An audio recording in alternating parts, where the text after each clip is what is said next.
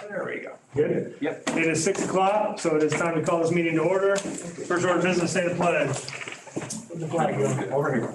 I pledge allegiance to the flag of the United States of America and to the republic for which it stands, one nation, under God, indivisible, with liberty and justice for all. Hannah, whenever you're ready. John Brotherton. Here. Bodo Johnson. Here. Nikki Pettit. Here. Mitch Wilson. Here. Joe Robinson. Here. Tyler Wilson. Here. Andy Graham. Here. Okay, item number 2 is approval of the agenda. Hopefully, everybody has had a chance to look over the agenda. I will say I would like to recommend removing items 10, 11, and 12 from tonight's agenda. We will bring them back at a later date. So I'll make that motion to approve tonight's agenda, removing items 10, 11, and 12. If I could have a second. Second. Mr. Graham with the first and Ms. Pettit with the second. All right, thank you. John Brotherton. Aye. Bodo Johnson. Aye. Nikki Pettit. Aye. Mitch Wilson. Aye. Joe Robinson. Aye. Tyler Wilson. Aye. Andy Graham. Aye. Okay, item number 3, public comments. We have 2 tonight. Moto? Mr. Johnson.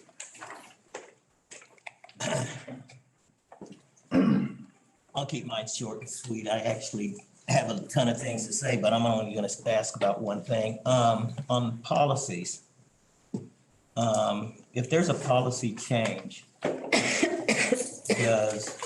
is there a procedure where all the parents and faculty all know the changes and follow the changes? Or do they go by a case-by-case scenario, basically? There's a few parents that have been running into problems of different type of policies to where they're told one thing 1 minute, and then when they try to do it, depending on who they are, seems like the policy was changed. So I wanted to know if there's a policy that is being changed or changed, is that directly something that the superintendent and the other administrators, such as the principals of each school, changes on their own? Or does that have to be something that the board members have to approve or at least look at to see if it should be or shouldn't be changed? That's my question. Thanks, Moto. Mr. Window?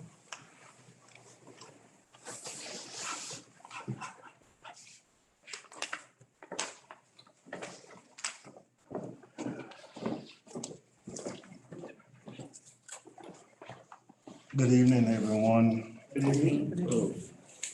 I know everyone has the handout. I have several things I want to address. One being the MOU, and let me start by getting some numbers before I talk further about the MOU dated November 16th. In 2019, Northview had 289 students. Pleasant Acres had 387, Broad Meadow 293, and Eastlawn had 313. JW Ada had 537. 2019, we were 1,271 of 1,381. Eastlawn ranked 2025 out of 2101. Northview 1839. Pleasant Acres 1895. Broad Meadow 1946. And in 2019, we ranked 806 out of 814 schools in the state. With the MOU, that is being proposed for our staff, teachers. I've read this today off and on 5 times, trying to wrap my head around, we are rewarding financially. We're rewarding financially as an evaluation. And what are we getting out of it? We're this low at the bottom. Board, community members, if a teacher's gonna leave, they're gonna leave anyway. Ain't a darn thing we're gonna do to stop them. $900 don't stop you from going anywhere. You're gonna leave anyway. You're gonna leave. So to entice, this, to me, this is enticing, because nothing in here talks about the performance of anyone, so we can get numbers like this up to where we need to be. And not only does it not address that, but what is being proposed to us for the districting, the redistricting, is not going to solve it. It's not going to solve it. These children, not kids, these children are all of our responsibility, and we owe them a good education. So if you think the $900 is gonna solve it, if you think the students over at Northview and East Lawn, if you're gonna keep switching around, you didn't switch around when Pleasant Acres was at 387 and Northview was at 289. That's 98 students more. That wasn't switched. Now we're switching again and again. The children are our responsibility. And when the children are our responsibility, it's the whole child, the whole child. That means that's that student themselves. That means it's their siblings. That means that it's their mother. That means it's their father. What happens with them? What happened with the parent? What inconvenience are we gonna place on the parents? What inconvenience is that gonna put on the parent? What is it gonna put on grandmama? What is it gonna put on a mama and them and everybody else? What inconvenience is that gonna put on them? We're trying to push something in, but we really haven't looked at this all the way through. If it's a study session, let's study it now. Let's try to fix what we have going on now. And then if we need to move to something else where it's gonna better the entire process, let's look at it then. But 21-22 will not do it, 22-23 will not do it, and 23-24 may do it, but it may not. But let's try to fix what's now. Because right now, we're throwing money at something. We're rewarding bad behavior. That's what we're rewarding. Not necessarily the teachers, but this is a potpourri of things that's going on. And I think we need to rethink this all the way through. It's just not the time yet. I appreciate your time. Thank you.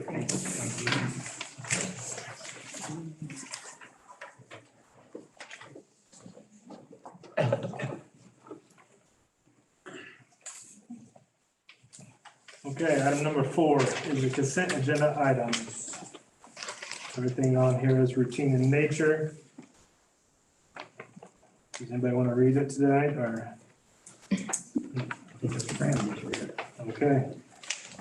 I make a motion to approve the consent agenda items, including personnel report as submitted, with the stipulation that each individual is required to comply with requirements for new hires as indicated in Illinois statutes and RCS board policy and procedures, and including ratification of bills prepaid by the finance manager under board policy 4-50. Could I have a second? I'll second. Mr. Tyler Wilson with a second. John Brotherton. Aye. Moto Johnson. Aye. Nikki Pettit. Aye. Mitch Wilson. Aye. Joe Robinson. Aye. Tyler Wilson. Aye. Andy Graham. Aye.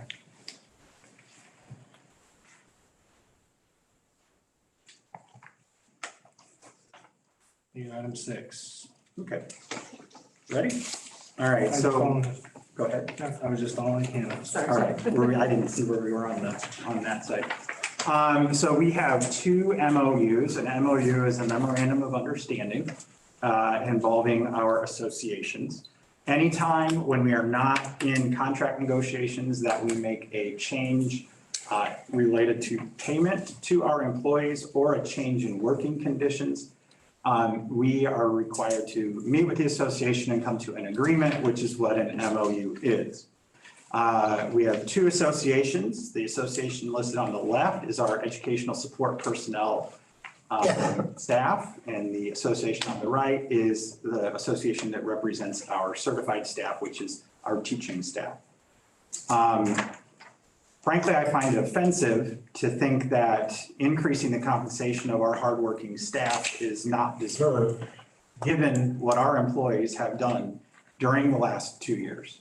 It's offensive to suggest that they are not doing their best and working as hard as possible.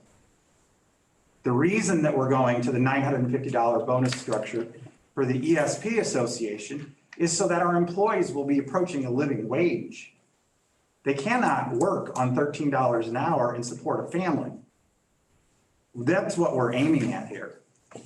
And I would encourage anyone who thinks that $500 in additional salary to an employee or $950 in additional salary is not necessary to please come spend some time in our schools and in our classrooms. Now, the second item on the support staff is the registered behavior technician licensure. These are teaching assistants who are going through a special certification.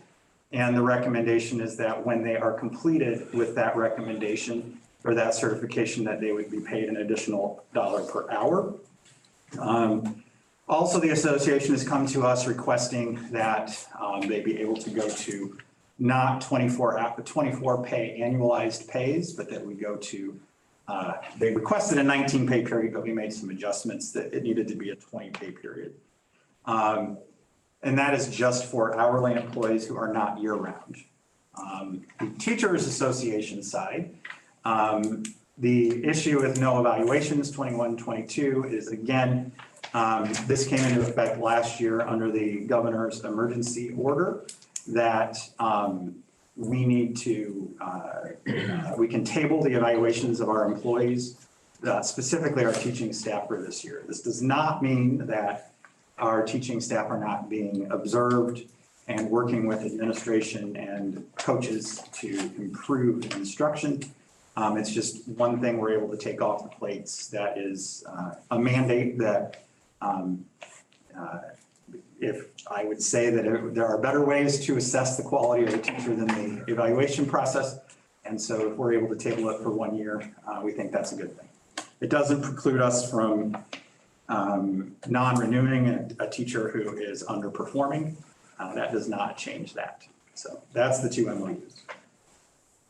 And I'll just start off on this, and I agree with you, Scott.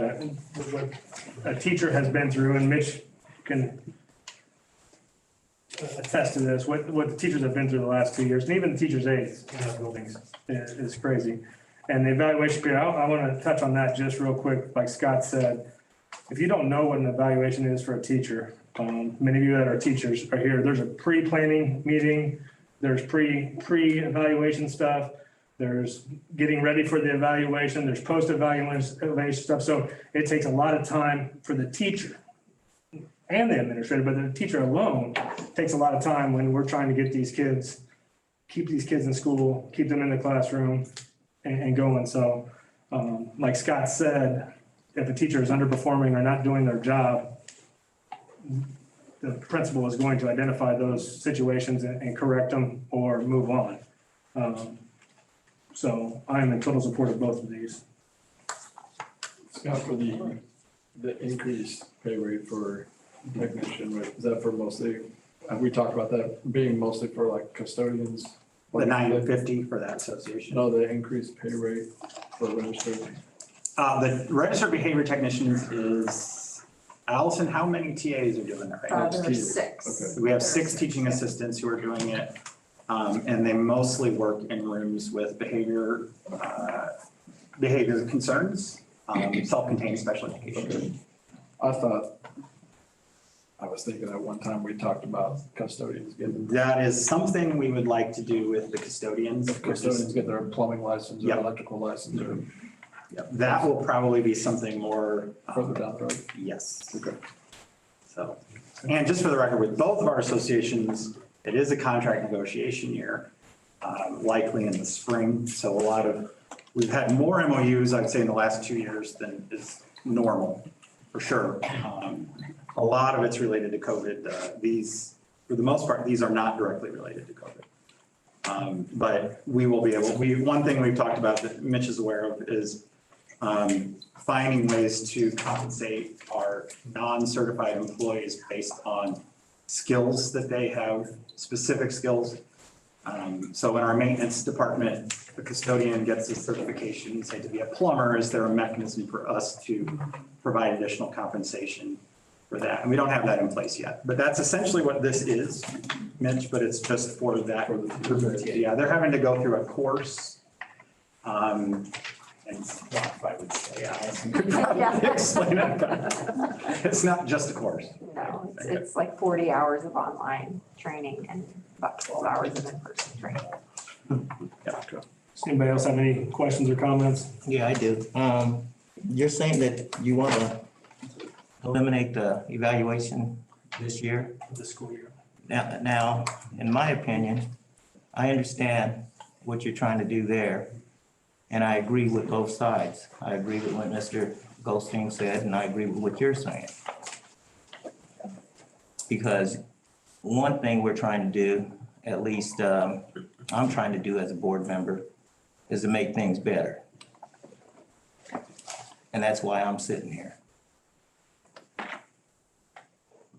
But my problem with the evaluation thing is I think that there's some situations that we run into where a principal and or other administrators aren't going to see poor performance of a teacher because they're not there or they're not looking at it, looking for it.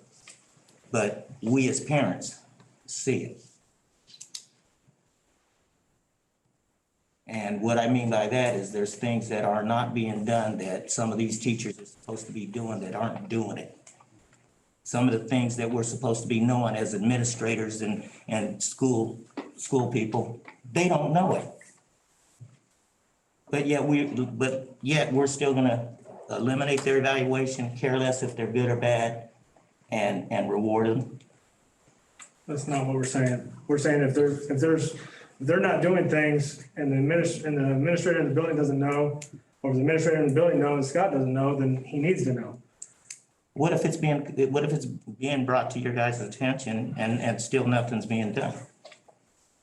I don't know of any issues I don't know of any issues, Moto. So there's evaluation of a teacher is only related to their performance in the classroom. Typically, that's the vast majority of what is in the evaluation. It's not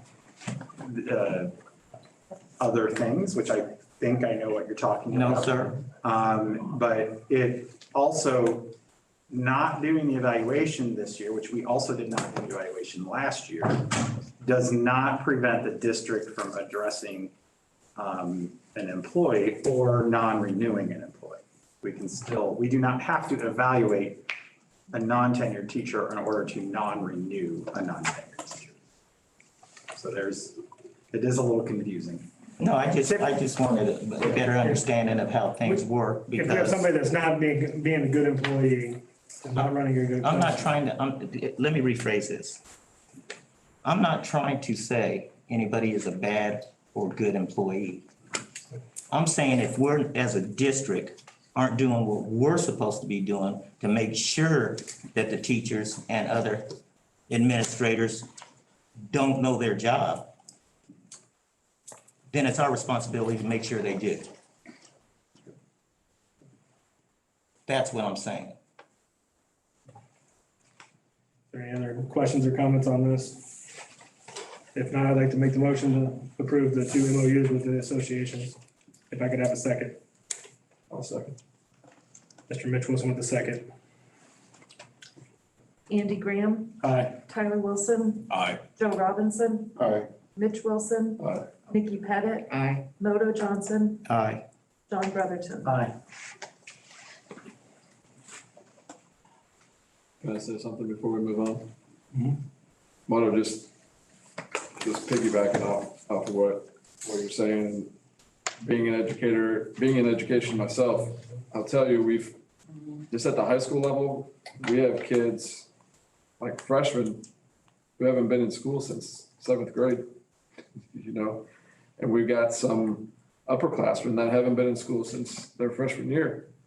So I can't attest to the elementary school level, but still trying to get high school kids, you know, running an efficient classroom and trying to get them to figure out how to make it through a whole school day when they haven't had to worry about school for over a year. You know, we're sitting here in November, we still got kids that struggle to make it through a whole school day. Exactly. You know, so- Mr. Wilson, what I'm trying to say I know is, what you're saying, but you're right. Being an educator is not- There's a bunch of teachers here and faculty members that I believe are doing the very best that they possibly can. Same thing that Mr. Wood said. I'm not trying to say that in any means. I know that it's hard, and I know that it's difficult, especially with the situations we ran into the last couple of years. All I'm saying on the evaluation part of it, that's why I voted aye on giving the money or the extra bonus or whatever you want to call it to the teachers and or the other people that work for the school system. I think in some ways, I think some of them do deserve more pay, a better raise or whatever. But when you're lumping everybody into one and you're saying we all deserve it, that is not true. But you're right. I'm not a teacher. I'm not someone that deals with kids all the time. Well, excuse me, I do. you know what I spend a lot of my day doing? Pull your mask up, pull your mask up. Hey, you pull your mask up. You pull your mask up. But you know, I feel for both sides. I honestly do. Yeah. But I believe in that, a situation of being rewarded, I know that that's not a good word to use, should be based on what we're doing, where we're at, what we're trying to accomplish. We are at the bottom. So I know you really want to go on to the next item. I agree 100% that when we have especially a teacher who is not meeting our expectations, that has to be addressed. And there's no one on the board, I believe, thinks otherwise. The reason the additional compensation is so much higher for the group on the left is those are our primarily underpaid, lower paid teaching assistants, custodians, cooks. That's the group that side is addressing, who are hourly employees. And our hourly employment salary schedule is very low right now. And there is a challenge, you know, when McDonald's and Walmart are posting for salaries that pay more than we do, that we've got to do something so that the original intent of both of those MOUs, well, there was a lot in each of them, but it started off as about how do we make ourselves more competitive for compensation at those lower level jobs, entry level jobs in the district. Secretaries would be the other group that are really low paid. So should we go on? Thank you. Go on to number 7. All right. This is why everyone's here, I think. I thought this would be the controversial item.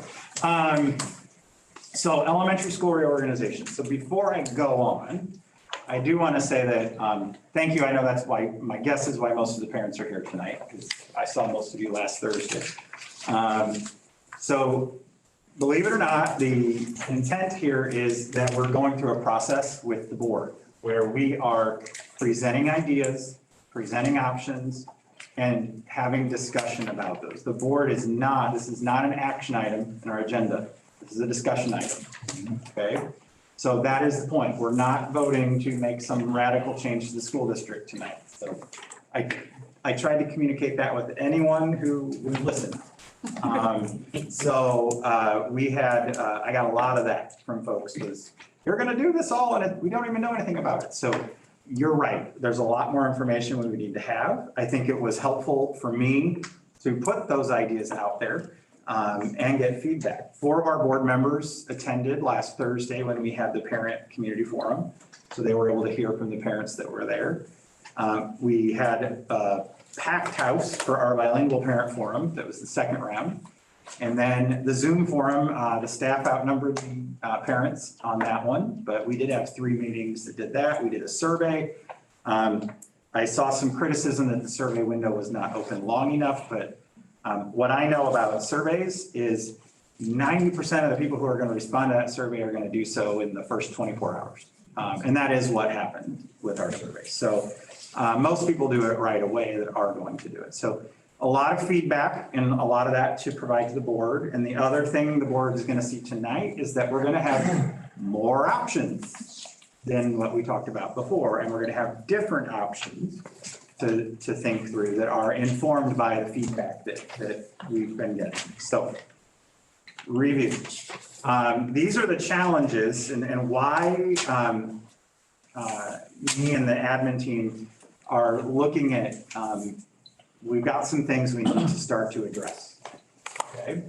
And it was East Lawrence crowding. Well, meanwhile, we have vacant classrooms at Northview and Broadmeadow, the imbalance of class sizes, how we have support staff distributed across the district, and those would be our non-classroom teachers, our non-classroom staff. So just so everyone knows, classroom teacher staff, that's based on student enrollment. So East Lawn does have more teachers than the other schools because they have more classrooms of kids, but they don't have a proportional increase in support staff to go along with that.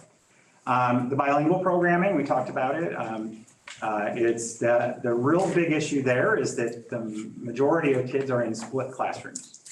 And then as a district, if we, I feel very strongly about this, is that one of the major ways for us to start to improve the district, which hopefully would be manifested in higher test scores, is that we have got to get our youngest students reading better than they are. And we have got to get resources to that level. So that's the 5 issues that we're considering. So last month, it's all one long day for me. So last month, option 1, make no changes. Option 2, reboundary the 4 schools to balance enrollment. And I think what you're gonna see tonight is what are the, there's a lot of different, I say the word permutations, a lot of different directions we could go with what reboundary means, okay? There was not a lot of discussion of that within the forums. Option 3, this would be a pre-KK building, a bilingual building with monolingual. So this is a clarification since I've been doing the presentations. We've completely taken off the table the idea of a school that is only Spanish-speaking bilingual students. 2 buildings of monolingual, and that just means they're English dominant kids in grades 1 through 5. So that was option 3. Option 4 would be the grade level centers. As you can see, the way this lines up is make no changes is option 1. Option 2 is redraw the boundaries. Option 3, which was, I called it the hybrid grade level centers. And option 4, which was grade level centers. So among the teachers and support staff in the buildings, we had a good representation from all of the elementaries. It was about 70% of our staff had make no changes or redraw the boundaries. Redraw the boundaries was by far, it was an easy majority. So it did carry if we were voting. This was informational. It was not a binding vote. I had to explain that to people too. We did have interest in the grade levels and hybrid model, but clearly, and I'll get into this a little more. So the family survey that was sent out, we had 91 responses. And I did want to put this up here because on the staff survey, the staff respondents were pretty evenly distributed across the 4 buildings, what I would expect to see. We did obviously hit more families. I want to say it's 68%. No, 58% were from Northview and Broadmeadow that responded. A really low response rate from East Lawn. So it does kind of call in the question of the validity of the results. However, this, again, you're going to see with the results that they're still overwhelmingly in one category. I did check to make sure we didn't have people making up fake emails and submitting the survey over and over and over. I didn't catch anybody. So, but I do have a way of checking for that. So, okay, so for parents and community members that would have responded, and I will say, I believe most everybody who responded is a parent based on the emails that how I was able to check on the emails. So again, really high percentages of make no changes or redraw the boundaries. Pretty low responses for some type of grade levels, okay? So general feedback. So this is me taking all of the comments, all of the forums, and trying to put it into one slide. Okay, so I'm not catching everything in this, but general feedback. So options 3 and 4 is what we're talking about. Disrupts existing school structures, and respondents generally want to stay where they are. That was the general response from family and staff.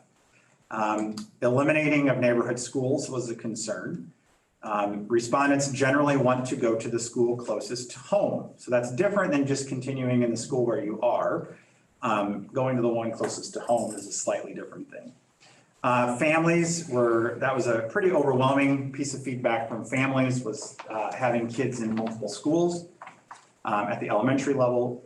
The staff version of that, I would say, was that staff were concerned about building long-term relationships with students and their families, and not having them in the same building over time would be a challenge for that. Another one, changes are happening too fast. Why is this happening all of a sudden? We need more stability after what we've gone through with COVID. So that was, again, some pretty consistent feedback on that. Busing, this was not a big feedback piece from staff, but it definitely was from parents. Busing, when is school going to start? When is it going to end? How am I going to get my child to and from school? Okay. So honestly, I think if you look back at the first time I did the slideshow, most of these were things that we said in October were probably going to be the challenges of making these changes. So that is what I feel like we're seeing. I will say, I don't think it's in the next slide, but what I want to say too is within the bilingual parent meeting, a piece that came out was the bilingual parents, and again, speaking very generally, they are in favor of consolidating into one program because they get the efficiency of it and not having their kids in split classes. However, none of them really want to move schools. So it creates a bit of a problem, right? So they like being at Pleasant Acres or at East Lawn, but they also see the benefit of being together in terms of not having those split classes anymore. So I do want to explain busing. Okay, so follow my graphics, everyone. This is as high tech as I get. I should have called the village. They have that program. So let's say you live here. Okay, you can't see what I'm pointing at. Let's say you live here. I put a nice friendly house there, okay? In this model, regardless of where the boundaries are, okay, your child can walk to East Lawn. They're less than 1.5 miles to East Lawn. They're less than 1.5 miles to Northview. So in this model, if that's where you live, regardless of what school your child attends, your child would walk to that school, or you would drop them off at that school, okay?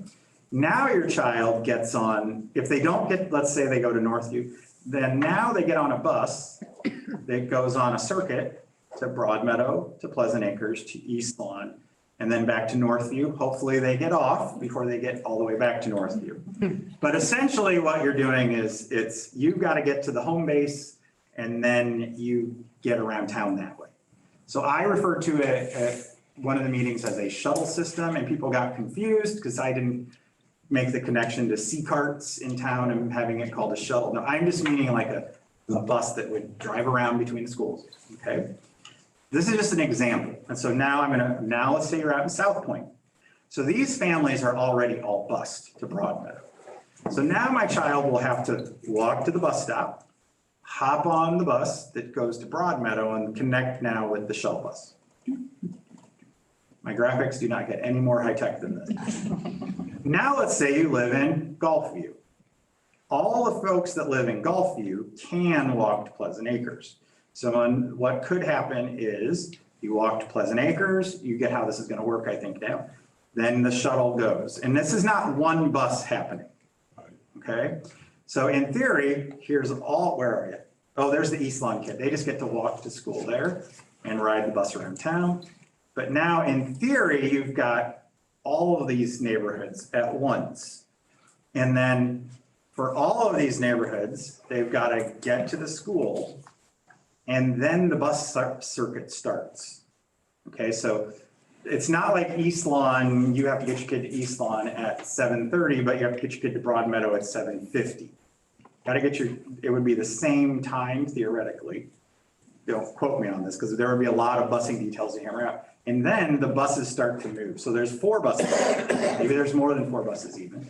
But there's at least 1 bus at each school that then hits the circuit and they all go at the same time.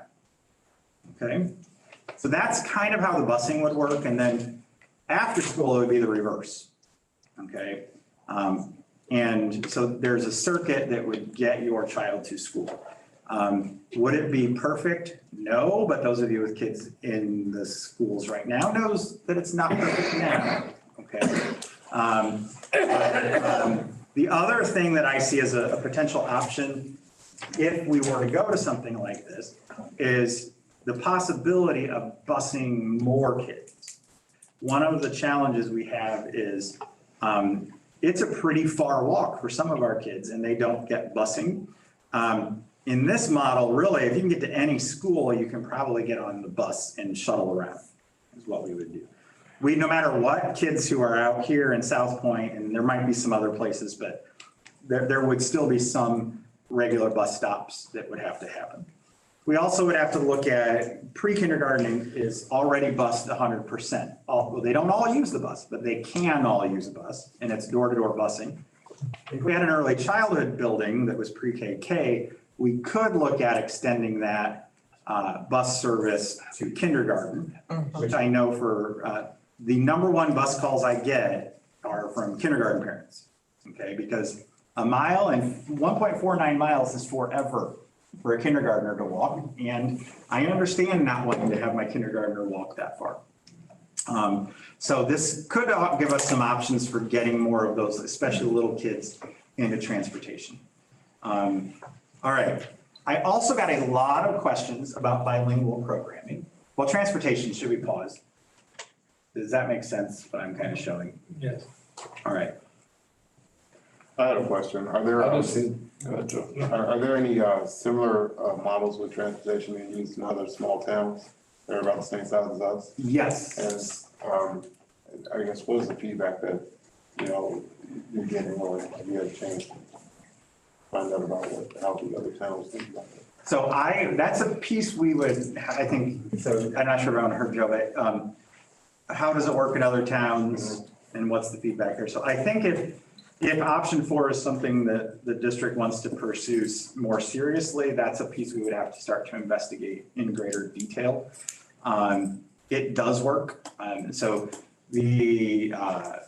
there are a group of schools that last fall I presented to the district as comparable school districts. So these are downstate K-8 districts with at least 1,000 students and has racial and linguistic diversity. Okay, so so we're about the same size school district as Monticello, but we're not really that comparable to Monticello. Okay, but our comparable districts are I shared last year: Streeter Elementary School District, East Moline School District, Bell Valley, which is down Metro East St. Louis, Carbondale Elementary School District, and Mount Vernon Elementary School District. So East Moline is the only district in there that's bigger than us, and they use a system similar to what we currently have. The other 4 districts are all on grade level centers. So I think I said this in one of the presentations, we're right in that size range where it makes sense from an efficiency point of view. A district like East Moline isn't doing it probably because they're also geographically a lot larger than we are. I'm from Moline, so I have this weird point of reference on that one. They've got about 1,000 more kids than we do. So other districts that do it, when you get into larger districts, there's models of it. And not exactly what we're talking about, but Kankakee has some grade level centers. They have some K-8 schools and then some grade level schools. Peoria has some grade level centers.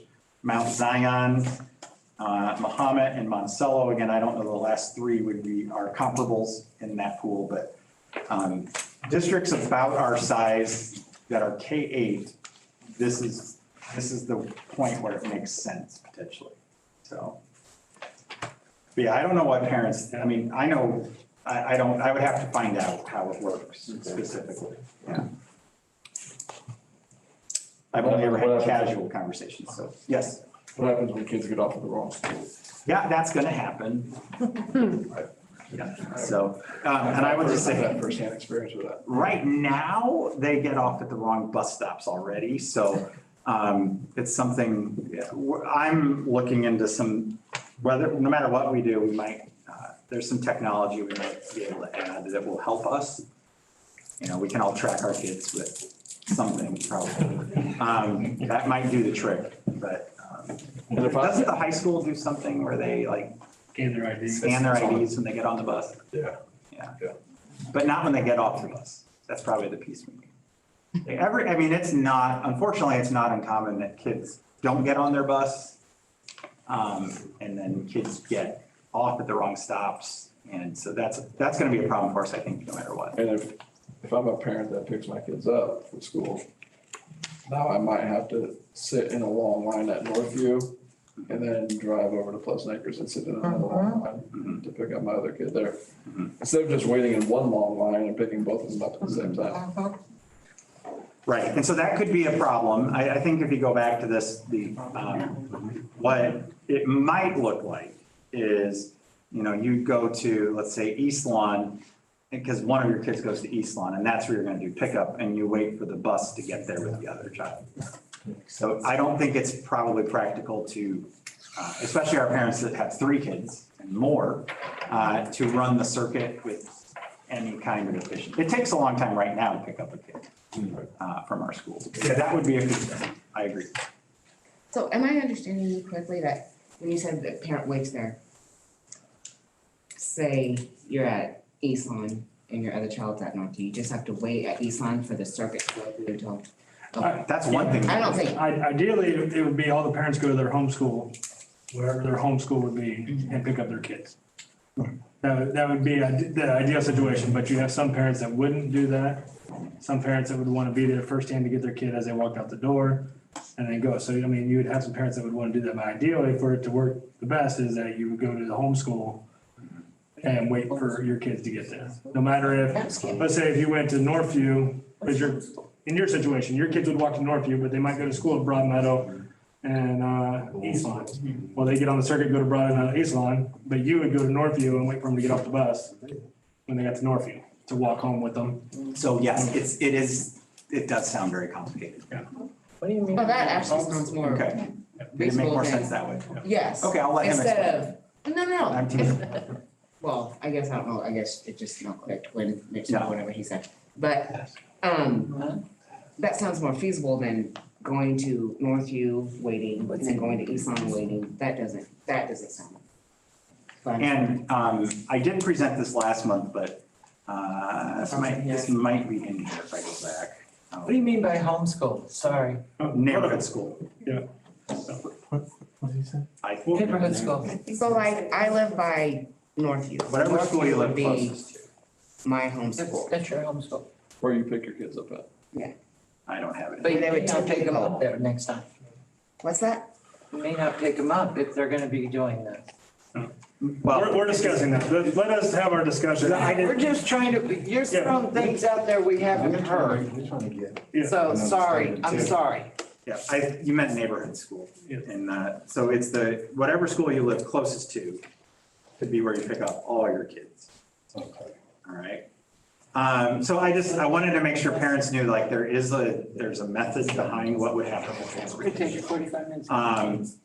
Bilingual programming got a lot of feedback. I will say that the feedback, the concerned feedback was, from what I could tell, entirely from our English-only families. But the concern among some that housing bilingual students in one building is not okay. So it would not be okay if it was a school solely of students who are bilingual. And that was an option that I presented last month, and that option has been removed. Currently, 77% of our bilingual students are already at East Lawn. 23% of our bilingual students are already at Pleasant Acres. So what I was looking at with option 3 was, is there a way, and that's less than 200 kids, is there a way to get all of those kids into one building?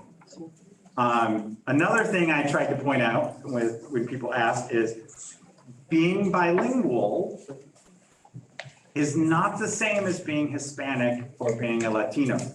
Those are different things. There's a big overlap in Rantoul because most of our bilingual students identify as Hispanic or Latino, okay? However, point 3 on here is, all 4 of our elementary schools right now have English language learners in the schools, and all 4 of our schools have Hispanic students in them. That would likely continue, okay, under any of our options. It's probably going to happen. Bilingual programming is all about students' language proficiency.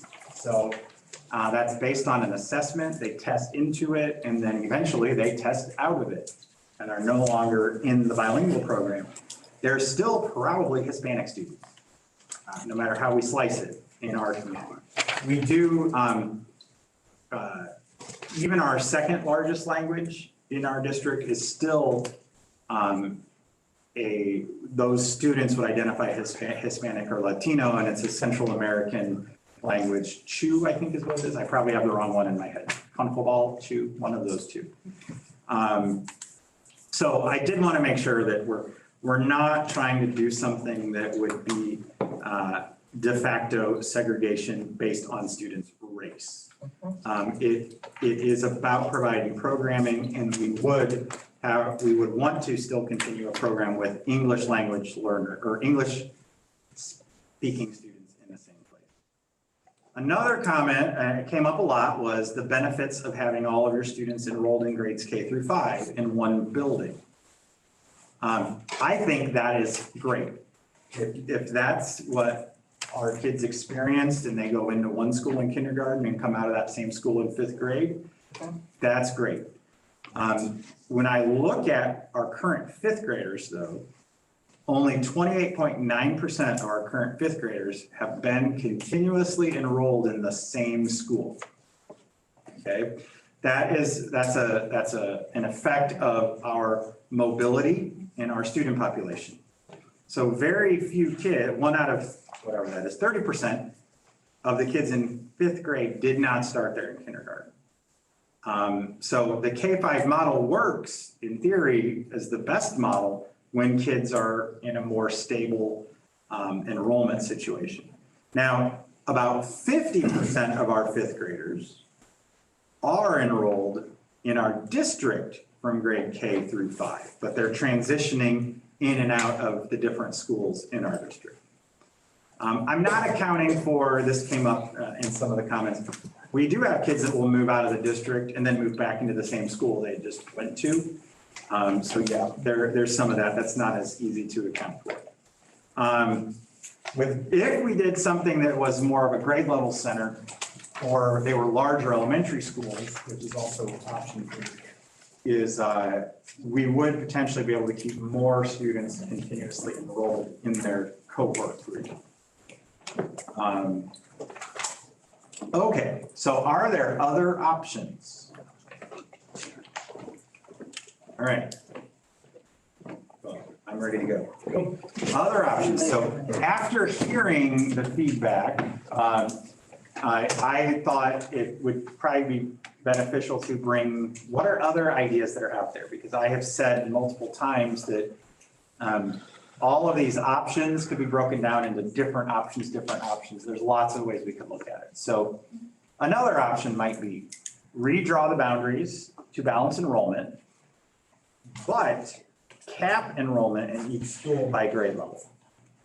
So that once that enrollment cap is met, new enrollments would be bused, or depending on where they live, they could walk to the school with grade level space. So once a classroom in a school hits its capacity, could we cap that and then move those kids those are typically students that are going to be enrolling late, is who that would be. Another option might be to not redraw boundaries, but cap enrollment in each school by grade level. Once that enrollment cap is met, new enrollments would be moved to a space with a place with grade level space.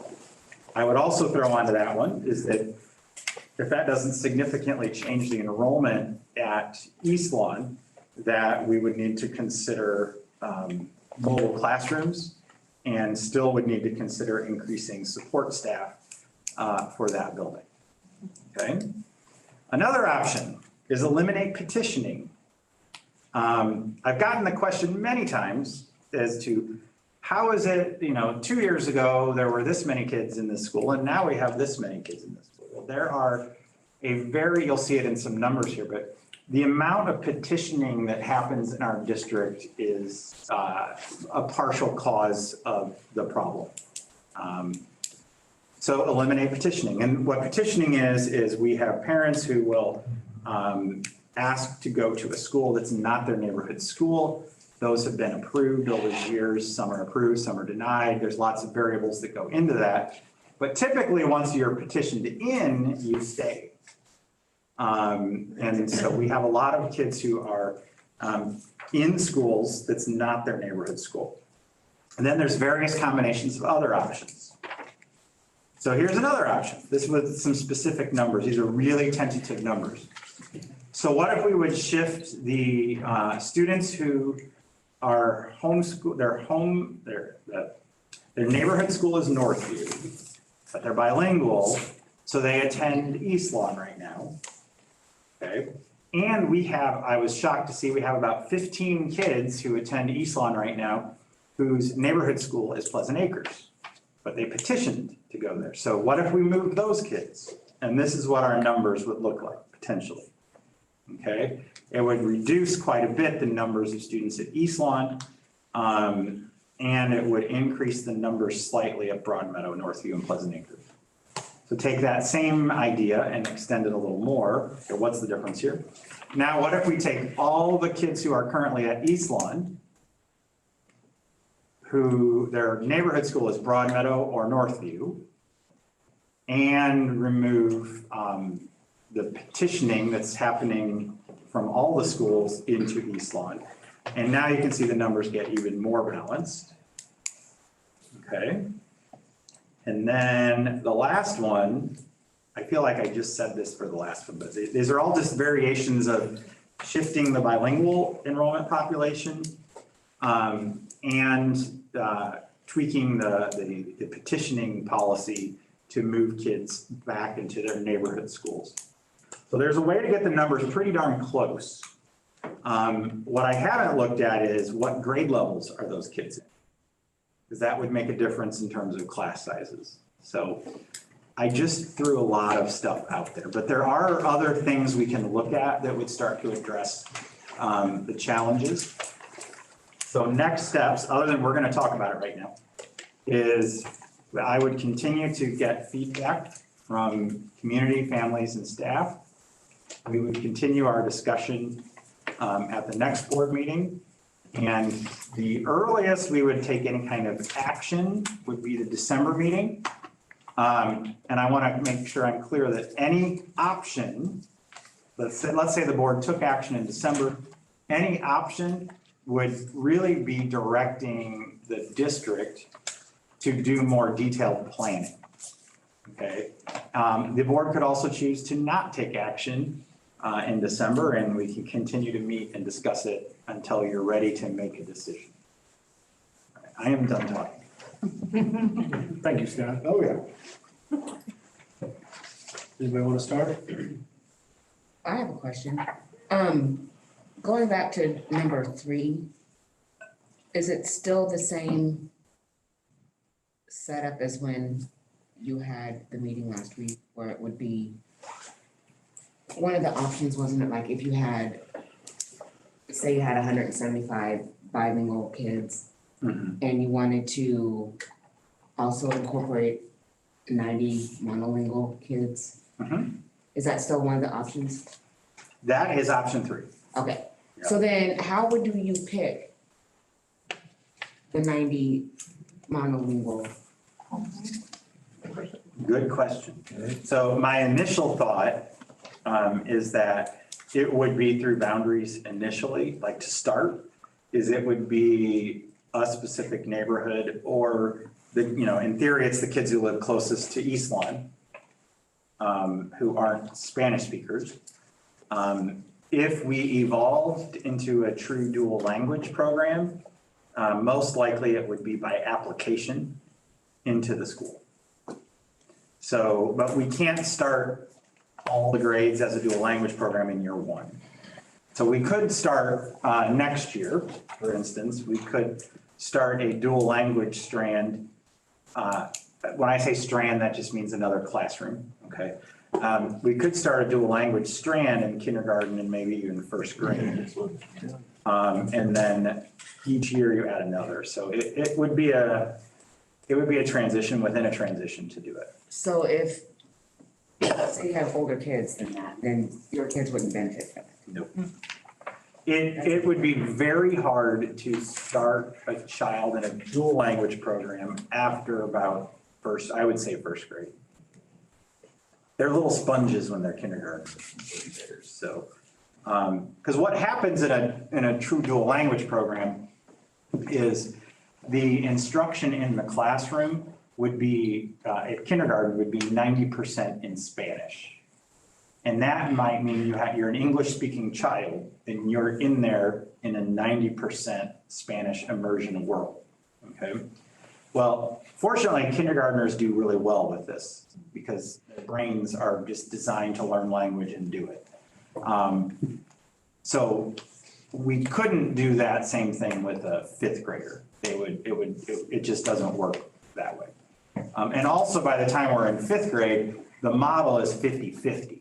So half the days in English, half the days in Spanish.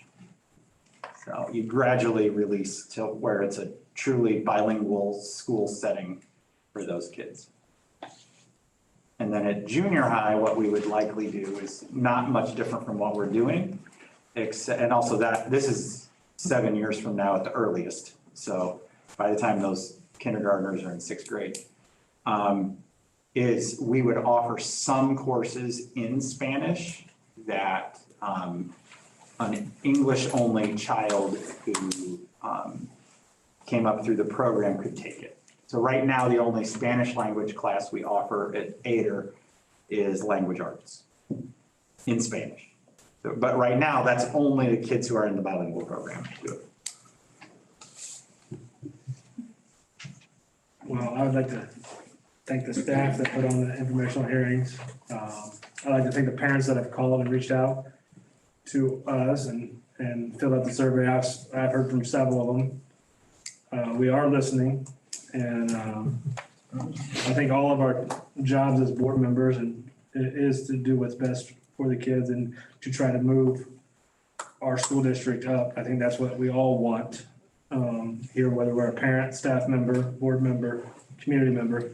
We want our schools to be successful. We may not all agree on how to get there, and that's okay. But we're putting in the work right now, so we need to continue to listen, continue to do your own research. look around, call some of the school districts that Scott has referenced. I know I've started reaching out to people I know in those areas. I've reached out to other communities that do grade level centers to try to pick their brains on what is good and what is bad on those things. So keep reaching out and we'll, one thing I want you guys to know as board members, teacher shortage is not gonna get better. Substitute shortage is not gonna get better. So when we're making decisions, we need to have those in mind. If there's a plan that we can have less staff needed for our district, less substitute needed for our district, those are plans that we need to look at thoroughly. Because I talked to a Board of Education member for the Eastern Illinois College of Education. Their enrollment's down drastically. Drastically. When I said they used to have 500-600 kids in their program, and they're down to less than 200. So, and those are the types of teachers that we're getting. We're getting kids from Eastern and Illinois State and University of Illinois. So when a local college is down by that much, that's gonna hurt us in the future. So we need to look at everything that we can to make sure that we can staff our schools appropriately and keep our kids getting the quality education they deserve. Do we have an answer or know why? Or has anybody contacted those parents from Pleasant Acres that have petitioned to go to East Lawn on why this is taking place? No, because I just saw it today. Okay. So, and that's how, and again, I know you know this, but so everyone in the room knows. So as we start to look at other ideas, we start to look at the information differently. And when I was simply asking, how many kids from Broadmeadow and Northview are in the bilingual program? And then I see the list and I'm like, why are all these kids from Pleasant Acres at East Lawn? So I don't know why. Because they're not all there some of them are there for the bilingual program, which again, I don't understand how that happened. And, or I don't remember. And then the other one is, why would they be petitioning, which is what you're asking. I don't know why. So, but a lot of the petitioners appear to be, I know it's kind of a dated term, but grandfathered in, where they were petitioned in maybe in kindergarten or first grade and they've just stayed there and that's their school. Yeah, I don't know. Well, anybody else have But anything? those are things I'm working on finding out. Scott, can you go back to the other option slide? When it talks about cap. Yes. So who gets the first slot? And then say classrooms, 20 kids. Who gets, and then do we throw a lottery? Do we put names in a hat? How do you envision that? You know, who gets, for the homeschool, like Nikki's is Northview, mine is East Lawn. It would be, every spring, the district sends out notices to register. So the parents who would register their kids on time and get things done and get everything done like they're supposed to, we'd have to have a public service announcement, we'd have to offer some evenings. You know, that way, the staff can plan during the summer months. It'd be the ones that come in the middle of summer or just fail to register altogether, that they might not get their homeschool.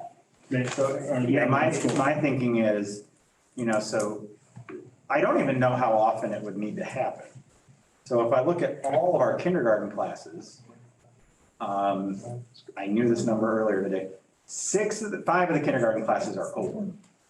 So when I look at how far over they are, we're probably talking about moving less than 5 kids overall. So it would most likely affect kids who start after the school year has started, or they never registered on time. That could be the other thing. So it's, in my head, it's like if that's your home school and you register on time, your neighborhood school, and you should be able to expect that you'll have a seat there. But where we start the school year very rarely with a class that's full, it starts to happen after moving. So we can project from the year before what we think enrollment is gonna be, and we're usually pretty spot on. So the challenge is, it's just hard when Broadmeadow has 21 and 22 in a kindergarten class and another school has 14 and 15, right? So we're paying an overload stipend to two teachers at Broadmeadow who have this large class. These large classes, meanwhile, we have classrooms in the district that are full, so. I think there'd be some upset people when you get down to it too. But it would also only be a year-to-year thing.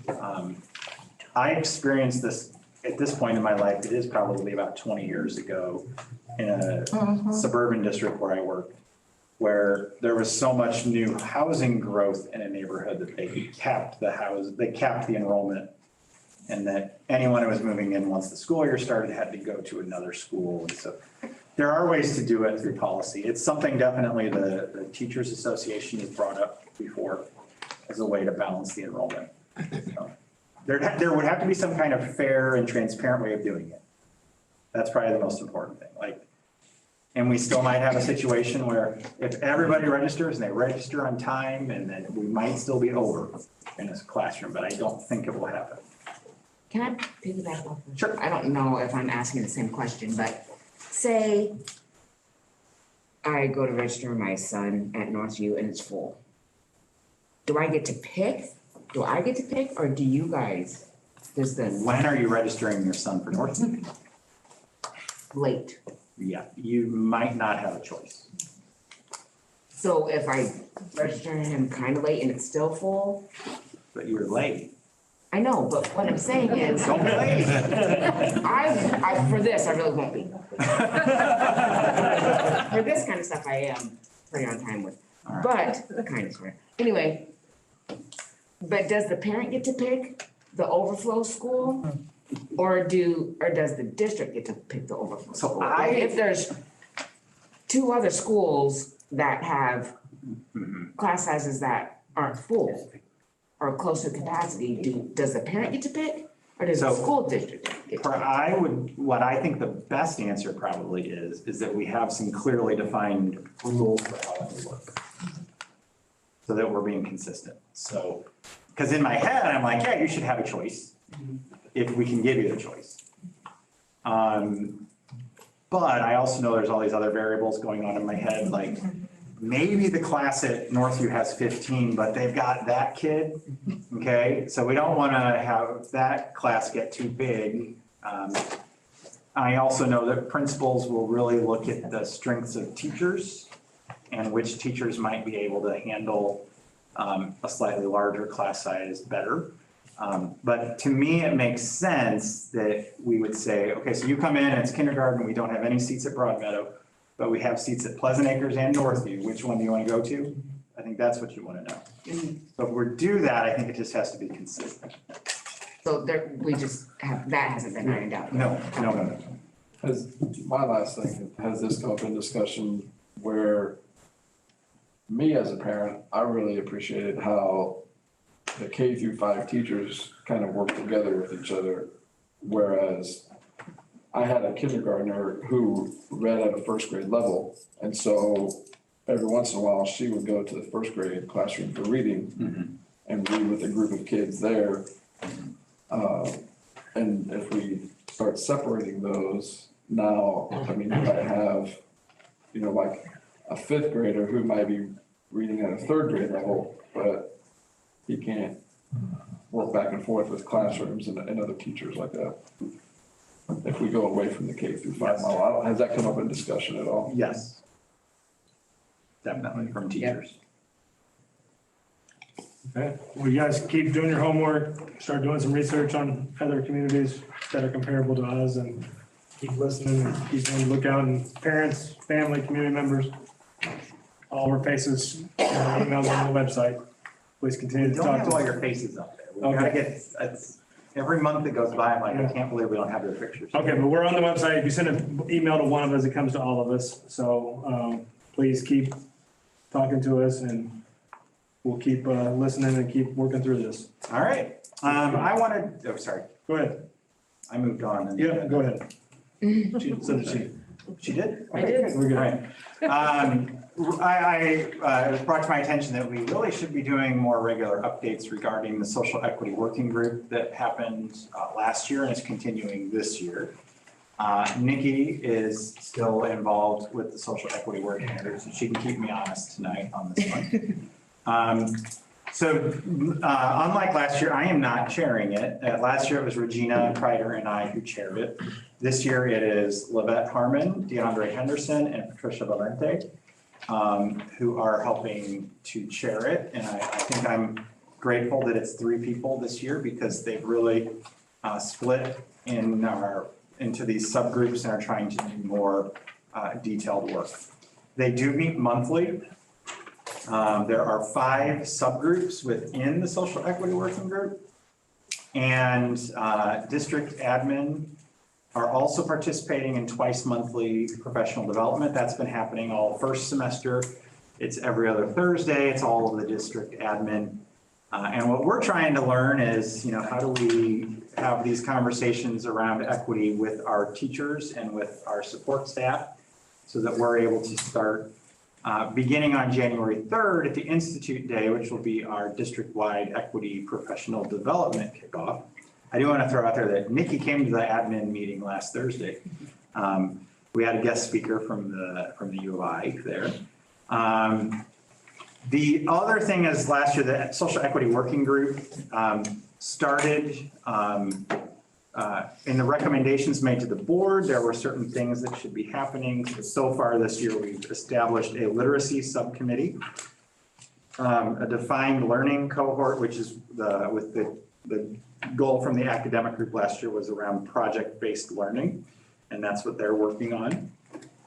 We had our first personnel committee meeting, but there's a district, and Mr. Brotherton was here for that one. There's a district personnel committee, and then there's a social equity working group personnel committee that's doing some more of the detailed work on that. I did put the calendar in the packet for the board members to see, but we have a lot. It's taken me a while to get them all in one place, all the different committees and groups that are happening in the district. So if you have a moment and you can kind of check out all of the different things that are going on, a lot of them are tied into what we're trying to do with the social equity working group. So I just wanted to share an update, and probably that's going to become a monthly thing to update you on what they're getting done. Thank you. All right. All right. Now for the other controversial topic of the night. So discussion of the tentative tax levy, and Marcellus and I are going to do this. I'm going to do the beginning and he's going to do the numbers work. So what is the tax levy? All right, so I'm going to do a little education for everyone in the room, and we have 3 village trustees in the room on accident tonight. So I know they're aware of what a tax levy is also. So,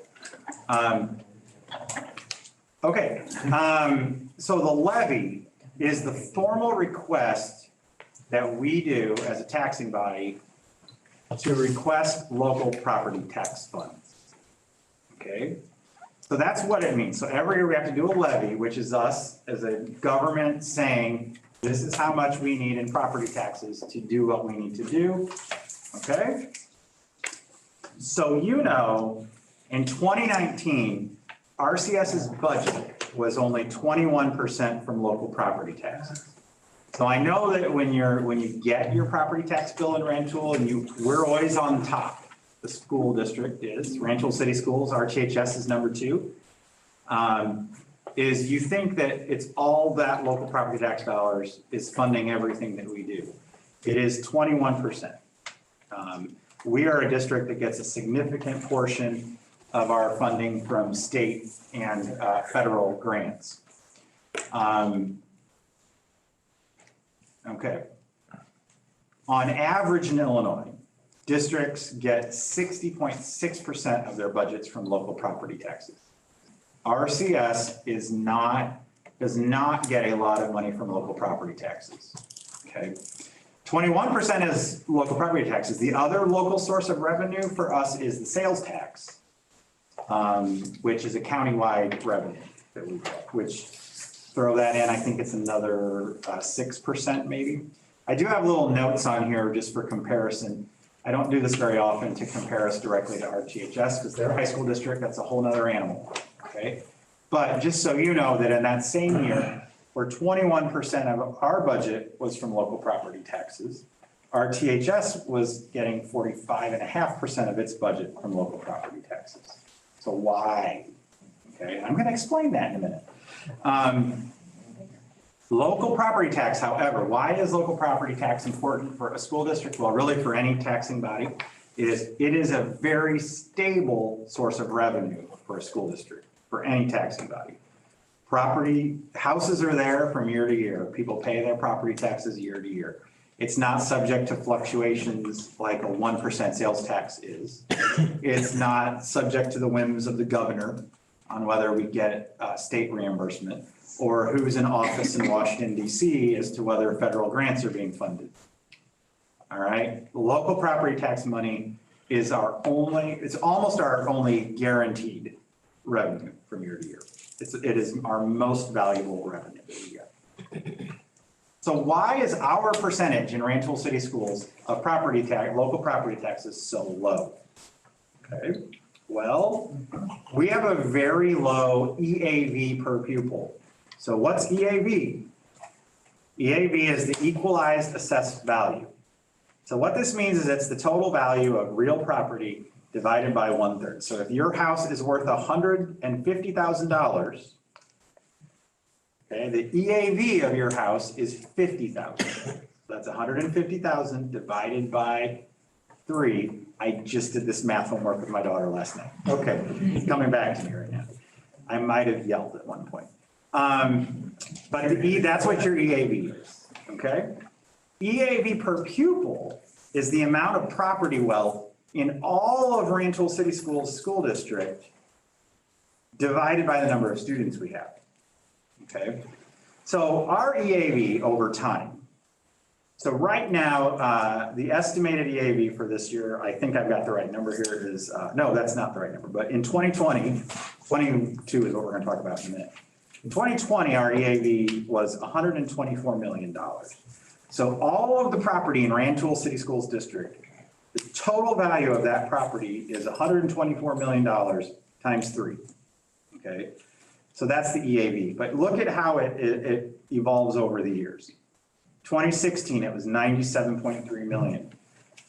2017, 97.9 million. 2018, went down, 97.6 million. 2019, 101 million. We're starting to see some property growth. 2020, what happened? It went from 101 million to 124 million, okay? To give you a comparison also why RTHS looks different is RTHS's total EAV for Rantoul Township High School District, which is a lot bigger than RCS, is $217 million. So that's all, now 97 million, 80, I can't do the number in my head. Less than 100, but almost $100 million more in property than Rantoul City School. So EAV per pupil, that's the amount of property per student. So here are our comparison districts. All right, yellow districts I used these last year in a presentation. These are the other K-8 districts that are close by us. Armstrong Ellis Elementary District has $609,000 in EAV per pupil compared to Rantoul City Schools that has $63,425 per pupil. There's a huge amount of property wealth, okay? But it's within our district that it's this low. These blue ones, remember earlier I talked about the comparable schools, Carbondale, East Moline, Mount Vernon, Streeter, Belleville. Those all are lower than our neighboring districts, but they're significantly higher. RTHS's EAV per pupil is 280,000. If they were on the list, they would be third on the list. Okay, so what does Armstrong Ellis have, by the way, that nobody else does? Windmills. Windmills. Okay, we'd love to get some windmills in Rantoul. I don't know where they're gonna put them, but no, they're not gonna go on the base. Okay. But Armstrong Ellis has windmills, has a huge amount of property value out there, okay? Now, can we just tax as much as we want? So, no, I'll tell you what though, in some parts of the state you can, okay? But not in Champaign County. So why not? We are in a PTEL county. A PTEL is the Property Tax Extension Limitation Law. It's commonly referred to as tax caps. Okay, that's not really what it is, but that's a good way it helps to think about it that way. We are able to increase taxes on the prior year's property, that EAV, by CPI, which is the Consumer Price Index, or 5%, whichever is less. We cannot, from year to year, ever increase our property taxes by more than 5%. So the CPI that we're going to use tonight in our numbers is the amount that we are able to increase what we collect in taxes this year is 1.4%. Okay, that's below the rate of inflation. All right, that's the average property value increase in Rantoul City Schools was 3.4%. So your homes and your properties are increasing at a rate much faster than we're taxing it, which is the intent of the PTEL law. Okay? But there are counties that aren't under property tax caps. They can just tax what they want. Okay, there are some limits, but 2020 CPI is 1.4%. But the estimated increase in property value is 3.4%. So the way to example this is last year we collected in local property taxes $5.344 million in taxes. The most we can increase this year is 1.4%. So we would go from 5.344 to 5.430. That is not, I think that's about $70,000. Okay. So when we're talking about increasing taxes, it's not a huge amount. Okay. I know people at the table will disagree with me on that topic. Nearly every year, the value of your home increases by a percentage much higher than the percentage increase in property taxes. Is new property the same as existing property? So I told you all that stuff about CPI and PTEL. That only applies to existing property. So Mr. Brotherton's lived in his house a long time, I bet. Okay, it's not new property. It can only go up by that 1.4% year to year to year, or whatever it is. So no, PTEL, the limited, so is new property the same as existing property? No. The PTEL, the tax limit, only applies to existing property that's on the books. New property is taxed at a one-time maximum rate. And every year after the first year of taxation, the PTEL rules apply. So this year, the amount of new property coming onto the books in Rantoul City Schools is about $255,000. That's how much was either in someone does an addition to their home or builds a new home, or that's new property or a new business is built, if it's not in a TIF. Okay. Every school district in Illinois, typically, every taxing authority in Illinois applies the maximum rate to new property. I don't know of any taxing body that doesn't apply the full rate when new property comes on the books. When Armstrong Ellis got windmills, I guarantee you they taxed it as much as they could, which wasn't a huge tax rate, but they did the full amount. Okay. So let's look at new property history in Rantoul City Schools. I'm going to look at tax year 2019. I want you to pay attention to the dates up here. April 9th, 2020. So we get the total EAV, all of the property in Rantoul in 2019 was $140 million. We're allowed to set our tax rate based on this, what's called the rate setting EAV, which is $108 million.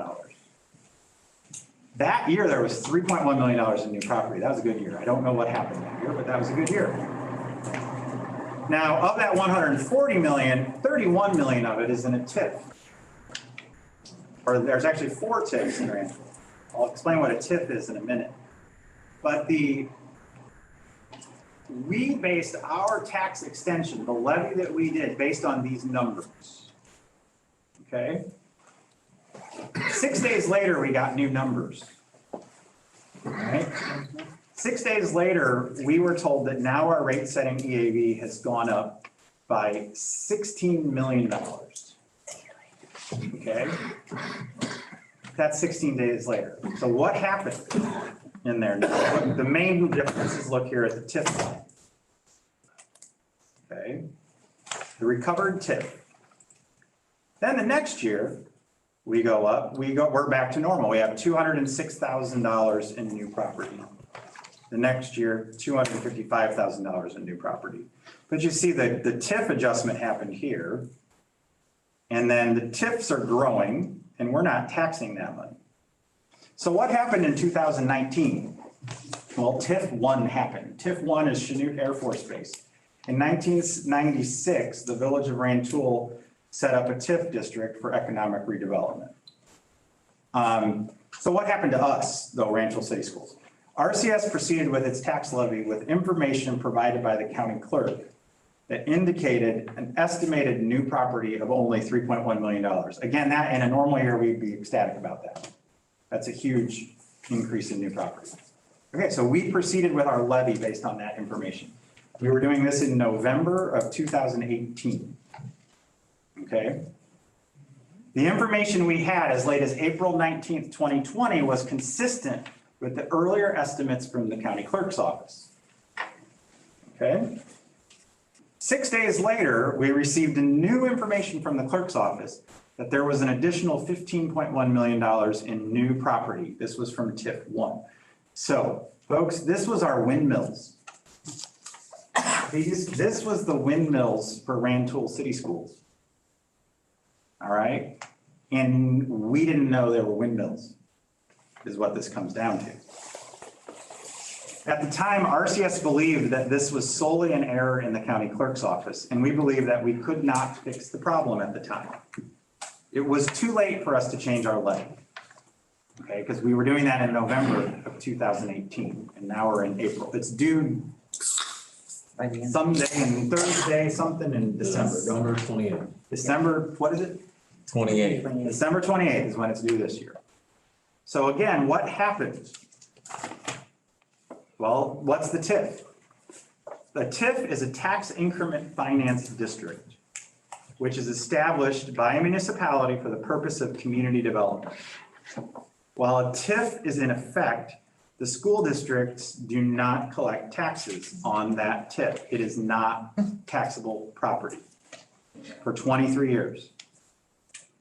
While a TIF is in effect, the municipality is required to meet with taxing authorities annually to review the TIF. In order for a TIF to expire after the 23 years, the municipality must notify the school district and pass an ordinance dissolving the TIF.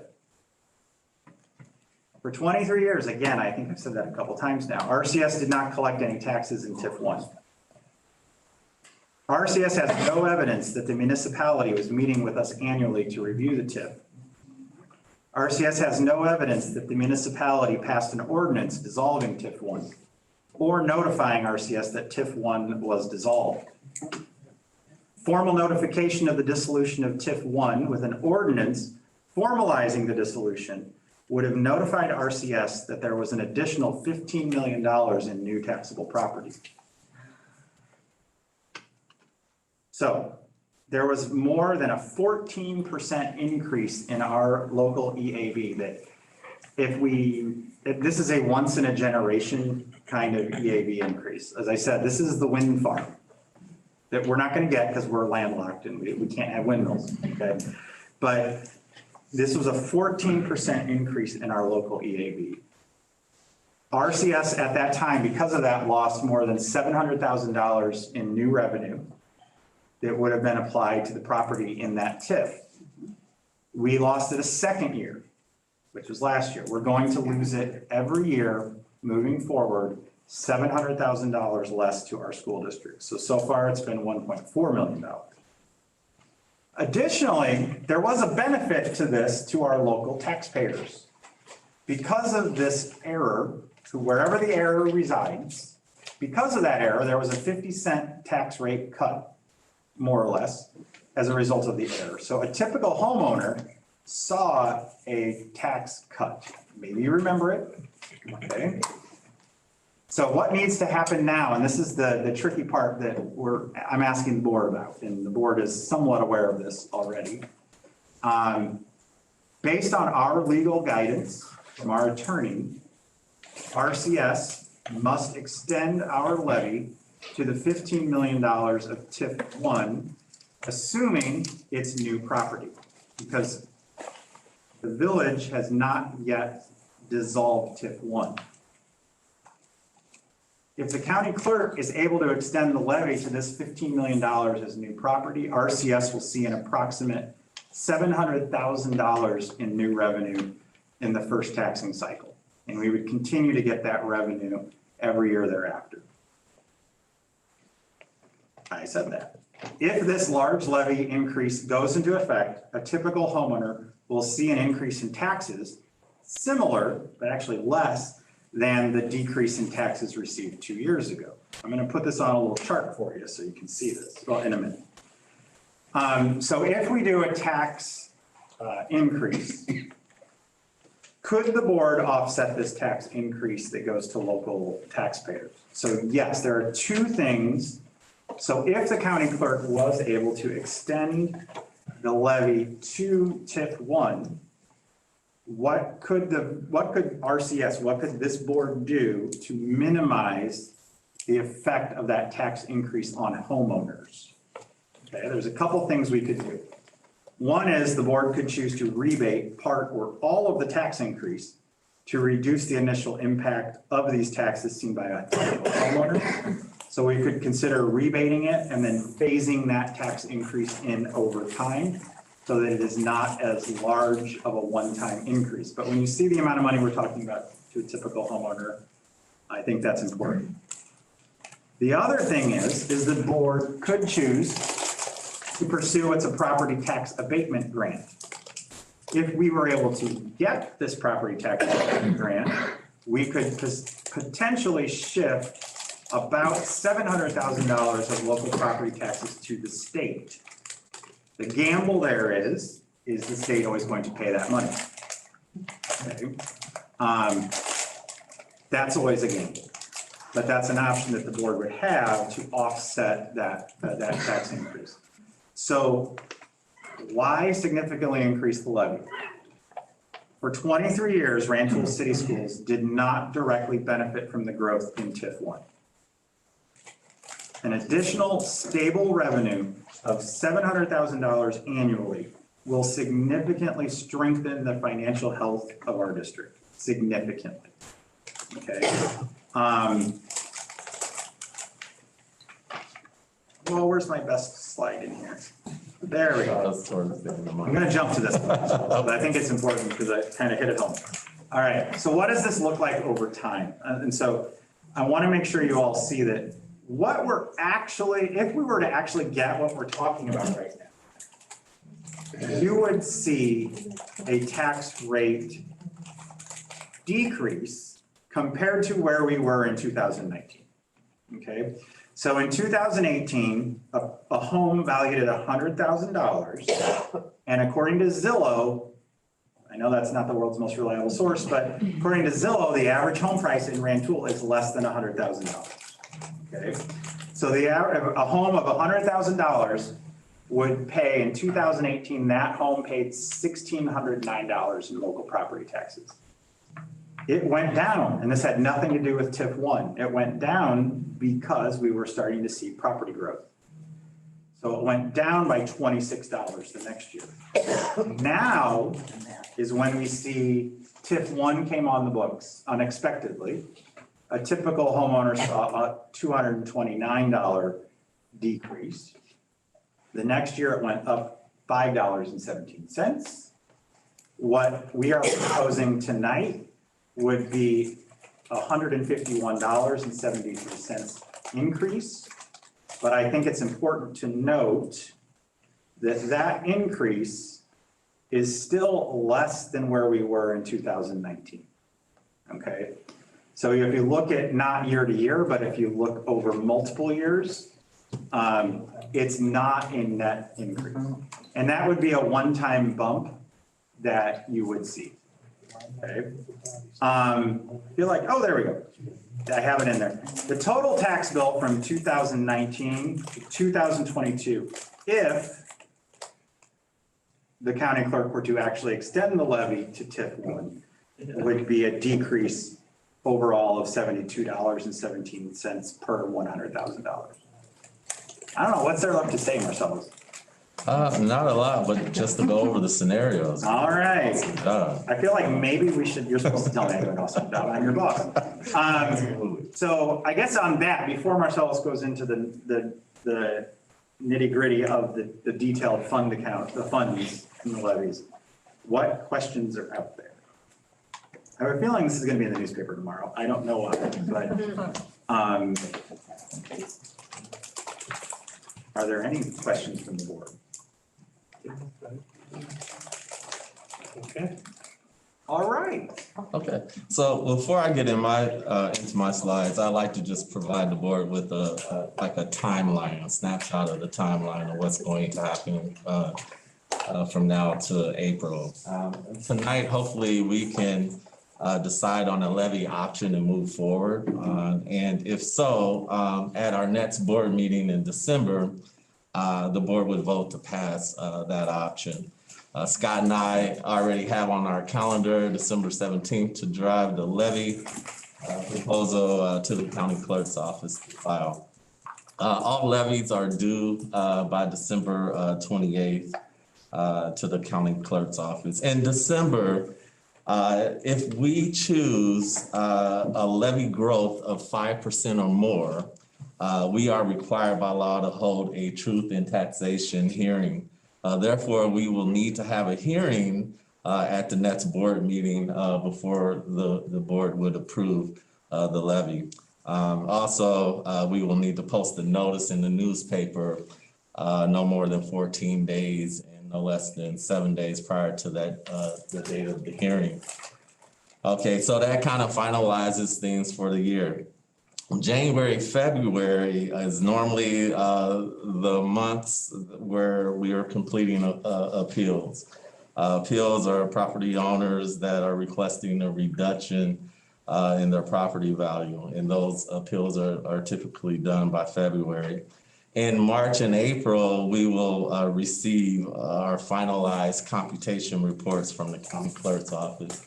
And that's where Scott will say, all right, great, this is the EAV, this is our tax extension, which basically a tax extension, and I may use this, is the amount of money that you're going to receive, the tax dollars that you're going to receive for the year. This is called a tax extension.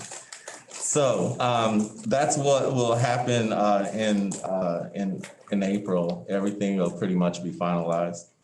So getting back to the PowerPoint, the next slides will basically show three options in terms of our tax levy. This first option, and before I get into the data of the first option, one thing to note is this information, where we got the information, Scott and I met with consultant Leo Johnson. And Leo has worked with the district in the past in terms of the levy process. And Leo has a levy calculation spreadsheet that he uses that has formulas built into it. And so what you're seeing on the screen is just the data that goes into that spreadsheet to come up with the computations. So on the left, basically has information, again, that goes into the spreadsheet. You'll see our 2020 EAV was at 126.6 million. Our new rate setting EAV is estimated at 130.9 million. Scott alluded to the new property of 255,000, and you can see the 18.4 million in the TIF increment. And the last part of that is basically our 2020 actual extension, what we got last year, which is the 5,344,000. Well, all that information, what does it mean? It goes into a formula to create what's one important component, which is called the limiting rate. The limiting rate is basically the tax rate that you're going to see. And this limiting rate with a CPI of 1.4 and an EVA growth of 3.37% comes out to 4.14753%. That would be the tax rate. And so that's that rate basically is multiplied by the estimated rate setting EAV to determine our maximum extension, the maximum amount of tax dollars that we can get, which you will see at the bottom there, 2021 estimated maximum extension would be 5,430,000. So based on this information, the most likely scenario that we will see for our tax extension is really 5,430,000, which is just simply 1.6% higher than what we received last year, which is 5,344,000. So I think I want to be clear though, because part of all that stuff I was talking about is an assumption that TIF 1 would go on the books.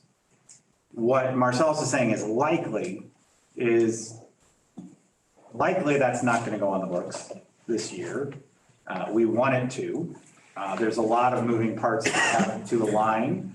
So most likely, regardless of what the board approves with what's referred to as a balloon levy, a larger levy, this is most likely what we think would happen. Exactly. Is a 1.6% increase. Right. We can ask for, whatever we would like to ask for, but we're in a tax cap district and we're capped to the formulas. And this is, unless the TIF comes on the books, this is most likely what will happen next year. And our max increase in the total tax dollars that we will get will be 1.6% over last year. So we can move to the next slide. I was just gonna say, let's look at the options. All right. Well, that's option that I'm still on this likely option. The next slide actually just shows, right there. It actually just shows the distributions by fund. Basically what we're going to levy by fund. And you can see there you have your fund name, you've got your prior year extension, you have your next column is your limiting rate extension, and then it would simply be the tax levy. The limiting rate extension and tax levy extension are the same here. That basically that's saying that, we're just going to go with the most likely scenario here, and we're going to ask for exactly what we think that we're going to get based on the CPI and the EAV growth that the county clerk's office has provided. So that's kind of just a snapshot of where the money is going. I'm going to jump in and clarify. All of our bonds are paid for with sales tax. So they're not paid. We don't levy property taxes to pay for our bonds. And I don't want someone to see this and think we don't care about fire and safety. This is a fund that's pretty well phased out in most districts at this point. And we would address fire and safety issues through other funds. It's just an old thing that's still there. But yeah, we don't use that fund directly anymore. Okay, so the second scenario is basically saying instead of the 1.6% increase, we're going to ask for a 4.85% increase. We're still under the threshold of the truth in taxation requirements, but just in case the estimates are a little off, we're going to build some cushion in our request.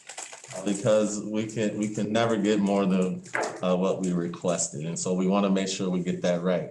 And so this information is pretty much similar to the information on the last, in the likely scenario. But as you can see, in the right column of information at the bottom, the 2021 estimated extension, it changes from the likely scenario from 5.4 million 30,000 to 5,603,000. So that change is strictly just increase, a bump up in what we're going to ask for from 1.6% over last year to 4.85% over last year. Doesn't mean that we're going to get it again. If the likely scenario happens, we're capped, and we're going to get is exactly what was displayed in the last slide. But unfortunately, that will impact the tax rate. The limiting rate, you can see, bumps up to 4.28026 instead of the 4.14. And then on the later slides, I'll show you how that relates to a tax dollar increase per $100,000 home. Not quite. That's So the same one. Yeah. this is, again, the distribution of the levy by fund. You can see the comparison there. Prior year extension, again, is 5.344 million. The limited rate I put in so you can have a comparison to the bump up versus what we would most likely get. The limited rate extension is, again, 5.430 million. And what we would ask for in terms of just a bump up to ensure that we're covering bases in the event that there's a miscalculation on the EAV would be the 5.6 million. And so this version we're looking at in a typical year where we're not talking about the TIF is what we would most typically go with, because it's giving everyone a little bit of a buffer, including the clerk's office, as far as where there might be errors. So it's usually about 2% extra, I think, is what you're talking about. Even though you're likely still just going to get this number that's in this column, but it's a fail-safe to do it that way. Then if we move to the third scenario, now this is the TIF likely. You can see here, instead of the 3.37% increase in EAV growth, we kind of played with it and we increased that to 3.57. So our estimated EAV there is 131,180,000. You can see the recovered TIF is at 15 million. We still have the estimated new property at 255,000. And that the bottom just shows the 2020 actual extension that we received last year. So the right side shows the same information, again, the 1.4%, but you will see if the TIF is recovered, the limiting rate increases to 4.6749, which basically results in that tax extension, what we would receive going from the 5.4 million to the 6,132,000. So that's about a $700,000 increase if the $15 million TIF were to come back on the books. And unfortunately, it would present an increase in the tax rate. Okay. Go ahead. And so this slide is basically the distribution, again, by fund. And it's got the limited rate extension. If it were to come back on the books at 6.1 billion, and we would just simply request that amount at 6.1 million. Go to the next slide. This basically shows the calculation in terms of the tax rate. In the likely scenario, you can see the tax rate for 2021 is the 4.14753. Last year's tax rate was 4.21970. And you can see the decrease in the difference. And so we have a formula to convert that to dollars per $100,000 home. And so in the most likely scenario, the taxpayer would see a decrease of $24.06 per $100,000 home. Okay. So we're almost done. And this calculation, and that's where we bumped it from 1.6 to 4.85% in terms of growth. It did increase the tax rate to 4.28026, and you can see last year's tax rate, and you can see the increase there, which would result in an increase of $20.19 per $100,000 home. And in the final calculation for the TIF, you can see that the tax rate increases to 4.6749 over last year's 2020 tax rate, which creates an increase of the 0.4552. And if you do the calculation, it results in an increase of $151.73 per $100,000 home, which Scott basically alluded to on this last slide there. And so those are basically the three options that are before you tonight.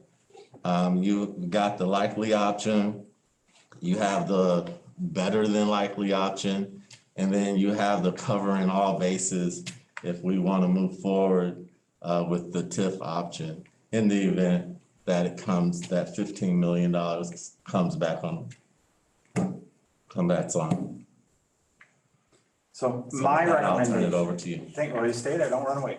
No. My recommendation is that we do our levy with the hope that TIF 1 would be able to be extended in that levy. But what we're saying all along is what is most likely to happen is that we would be looking at a 1.6% net increase. So even though as a board, I'm asking you to vote for a much higher rate increase, I don't think that's likely to happen right now. If we were to actually come to some type of resolution where TIF 1 could go back on the books and we could extend our levy to that property, I would also, I'll say it now on the record, I would then recommend to the board that we look at using the, I believe it's called the fiscal responsibility law, which would allow us to rebate part of those funds and whatever we would like to phase that back in so that it's not a 1 year $151 increase. We could, we have a lot of discretion as a board on how we would utilize the fiscal responsibility law to alleviate that burden. We could rebate taxes to all taxpayers. We could rebate taxes to only folks who get the homestead exemption. So there's a lot of things we could consider at that point. The other is that piece of the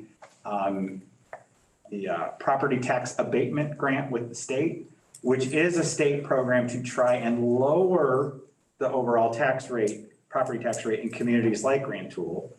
The risk there that we would have to think through and talk about is if we give up local control over that money, we might not get that money. Okay, so those are considerations. So I know it's a big ask to say. What will be in the newspaper tomorrow, if we had one, is school board looks to increase taxes by 15%. That's the headline, and I know that. But this is about the long-term financial stability and correcting an error and making it right. When Do you know when we'll get an answer on that, if that TIF one comes back on the books? I do not know. Don't know. So, for it to happen by what, April is usually kind of like the drop dead time. Right around April 15th is when it is. As I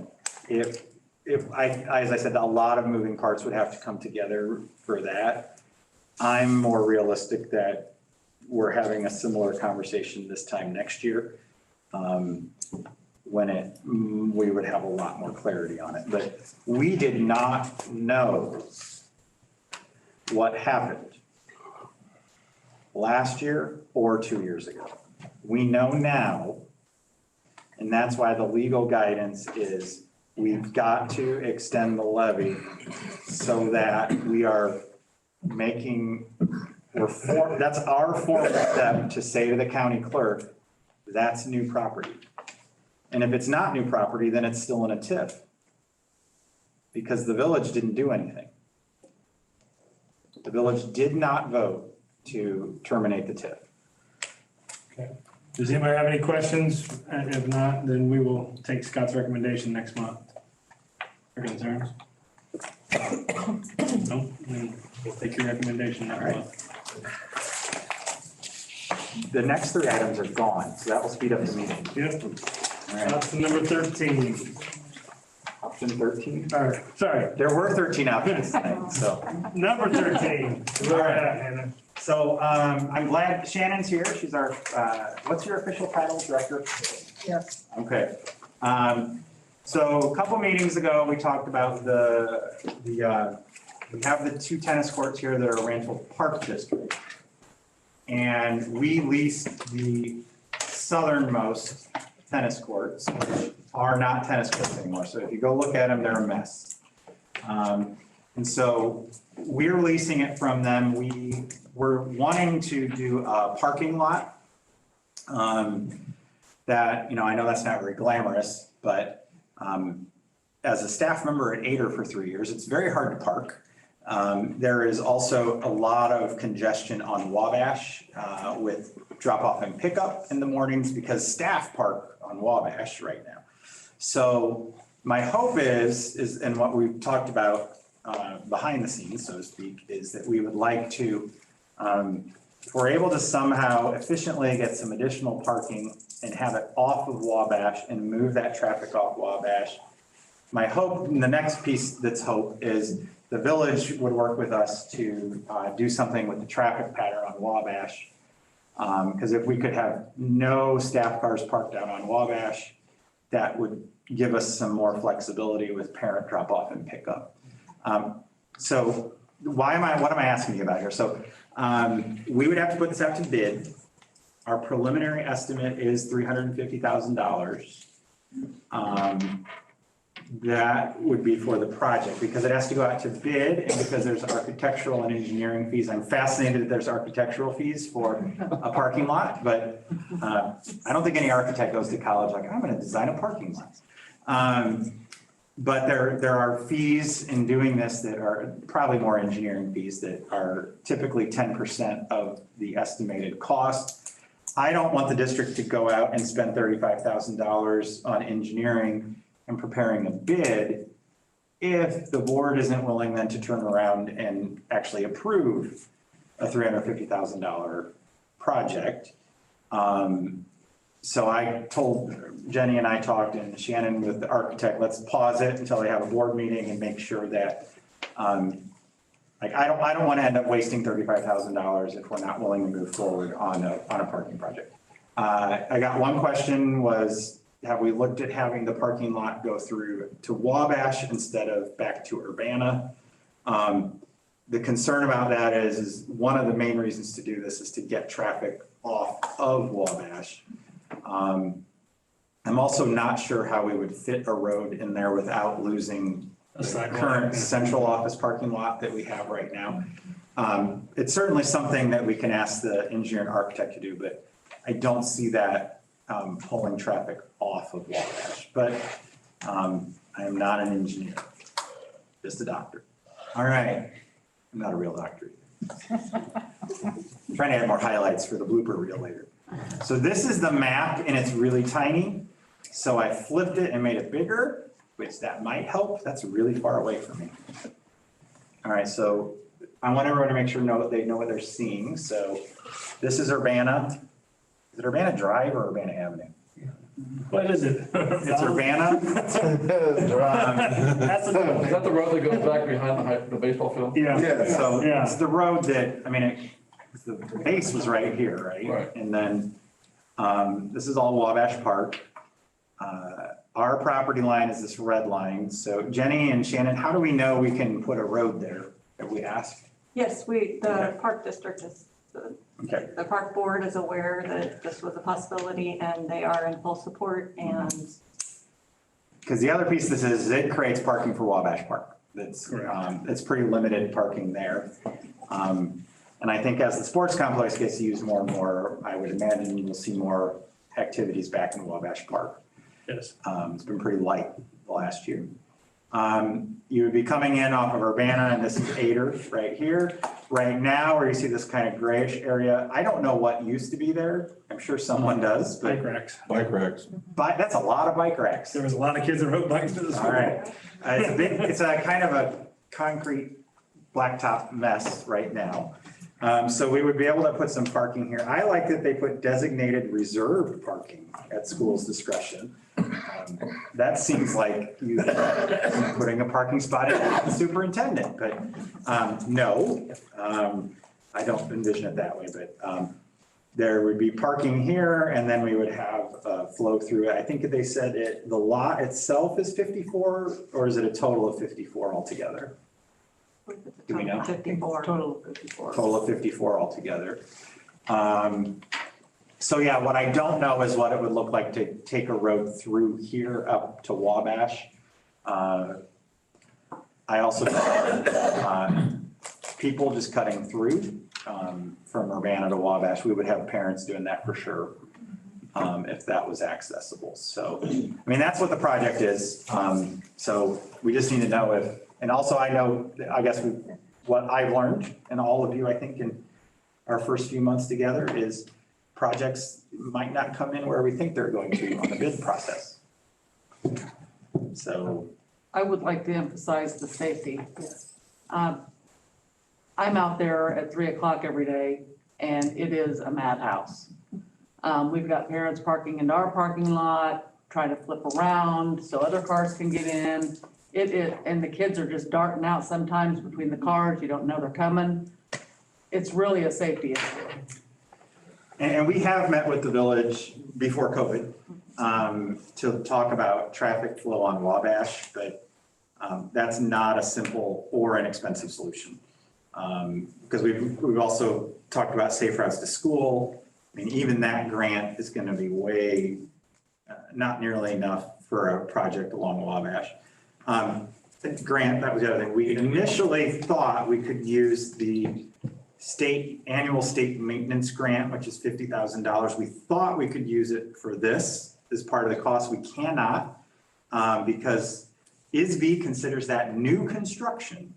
So if it was already a parking lot, would they call it a new construction? It would be okay if it was already a parking lot. Couldn't we just tell them it was a parking lot? I tried to sell it as a big slab. I got a paint machine, I can go. Also, I did approach the village, actually, and they might have laughed at me behind the scenes, but see if they had anybody who could pull the fences down for us. And I was told, no, they're busy. So, which they probably are, I believe them. But we did look at things like that I know we've talked about it at board meetings, but I did contact the village and at least 2 departments got back to me with a very polite no. So. Well, Scott, you know what my question is gonna be on this, probably, maybe. Since we do not have a newspaper, Yes. can we do some work on designating one or multiple people to contact local businesses, companies, telling them that this project's gonna go out to bid. If you would like to bid on this project, here's the process. Right, so what I learned when this came up the last time is our architectural firm will do that for us. If they will call anyone we provide to So we them, just gotta provide them. yes, so they will reach out to them. I'd rather have it go that way than our office doing it, because I'm gonna trust that they're, if they're not calling somebody who's their friend when they make the call, or someone they know on Friday night. So if any of you have board members have businesses that you want, you get that It's discussed. gonna be concrete, asphalt, what? It'll probably be bid both ways. Do we It'll know? be bid both ways. I mean, I think it was asphalt. yeah. Okay. But you'll have a concrete guy that'll put a price in. It'll be spec'd as asphalt, but you'll have concrete companies, somebody like Floyd's will give a bid, but Floyd's is concrete, they don't do asphalt. Or someone like Cross will bid asphalt. Yeah, and this is, I think, gonna be our first formal bid since we've all been together.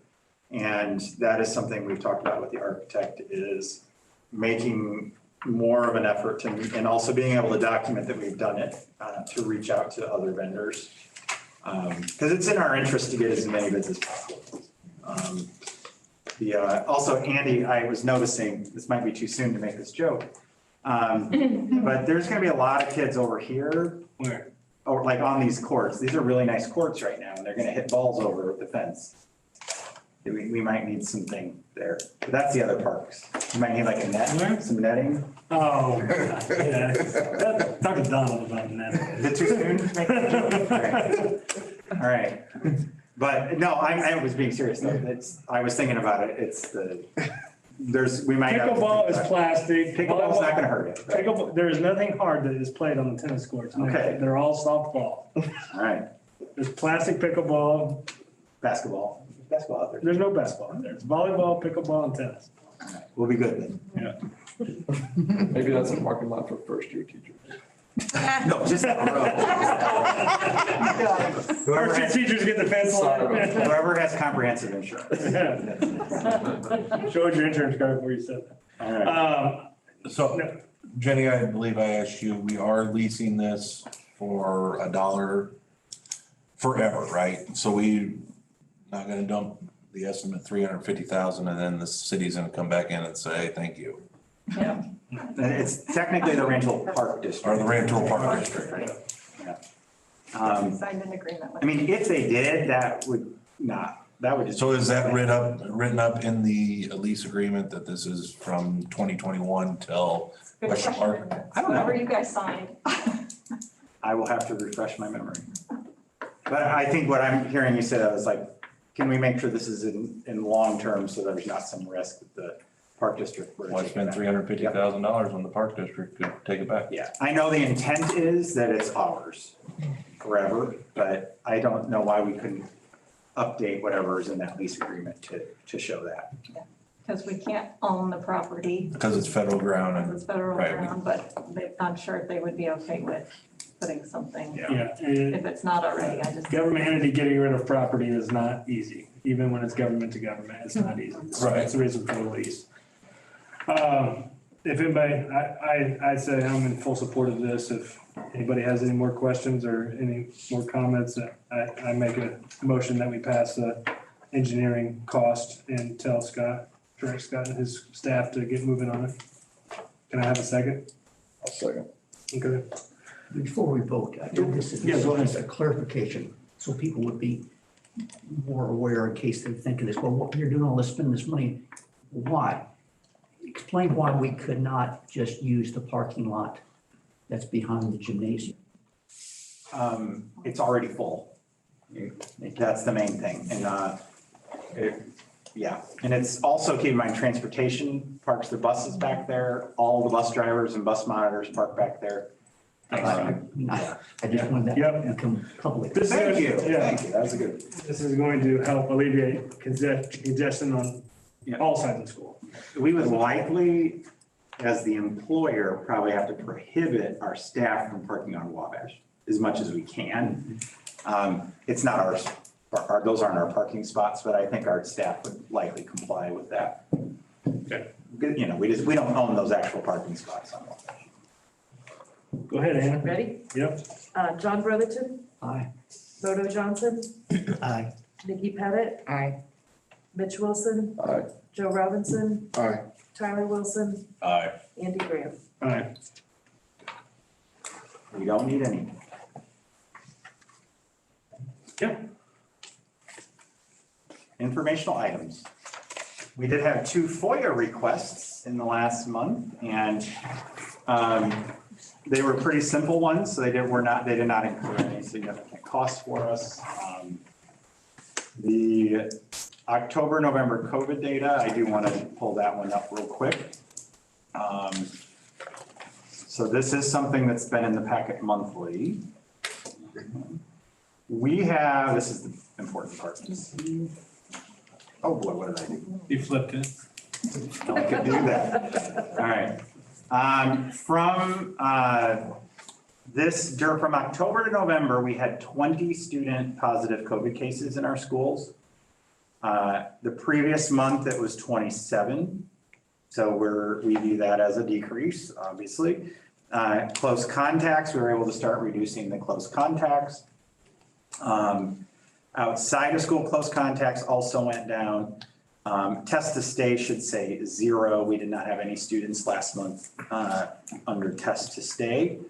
But we also had a lot fewer close contacts. I say that is very positive, but in the last 2 days, we have definitely seen that all of a sudden, we don't know why jump in our COVID cases. So it'll be interesting to see how this comes out when we have our December meeting. But also, vaccination is on the table for our kiddos. So that's on here too. Any questions on the COVID data? I've got a question about masks, so I'm just going to talk about it. I don't have any inside information on masks. If I did, it would probably be in the newspaper. I keep saying I'm optimistic.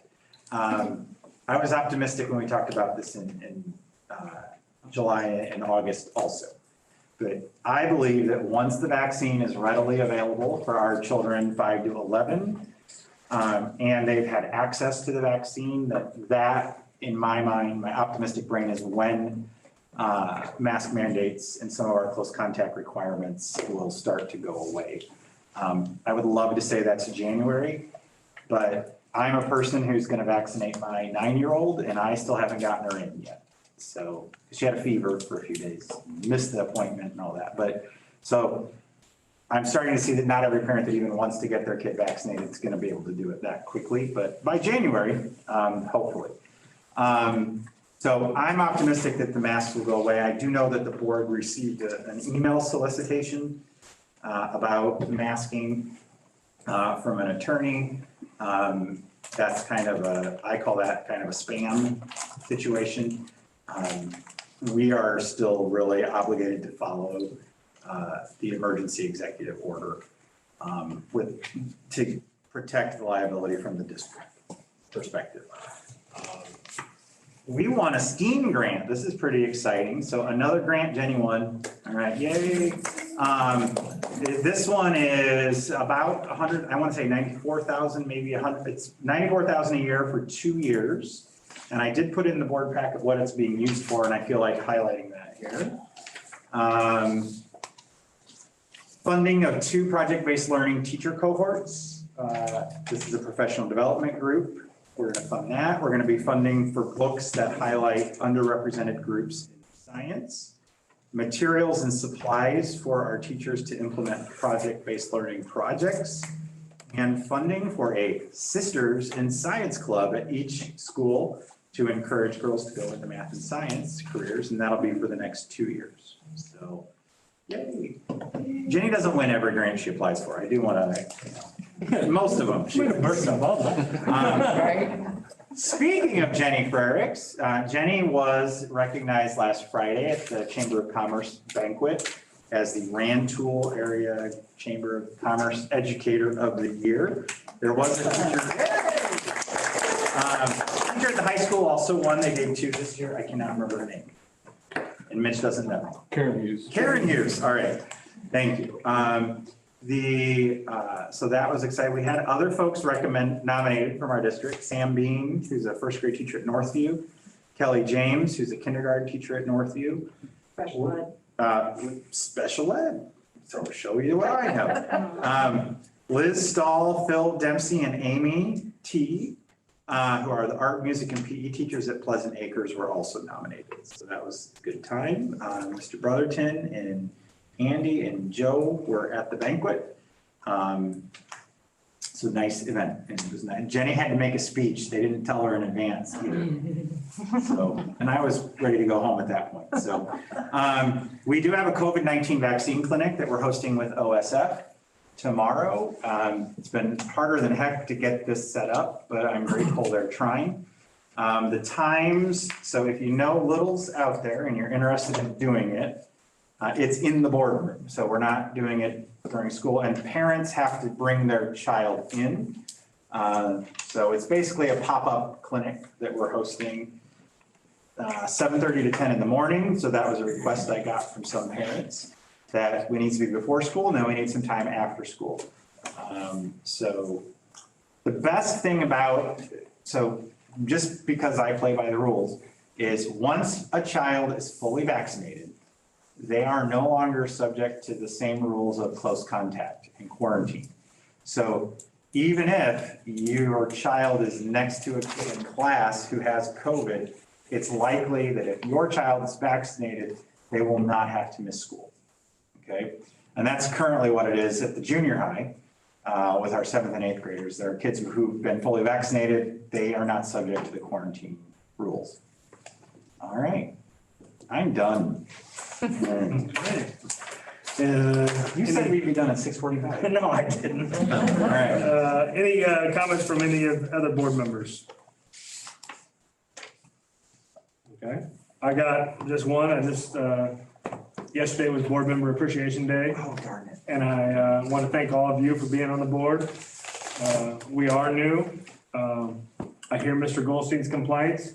I think that's why all of us are on this board, is we want to see things going up, and sometimes we get distracted by what's going on in the outside world. But our focus needs to be on making lives better for everybody that's in our buildings. And I think we're all gearing towards that. So I thank you guys for all sitting on this board with me.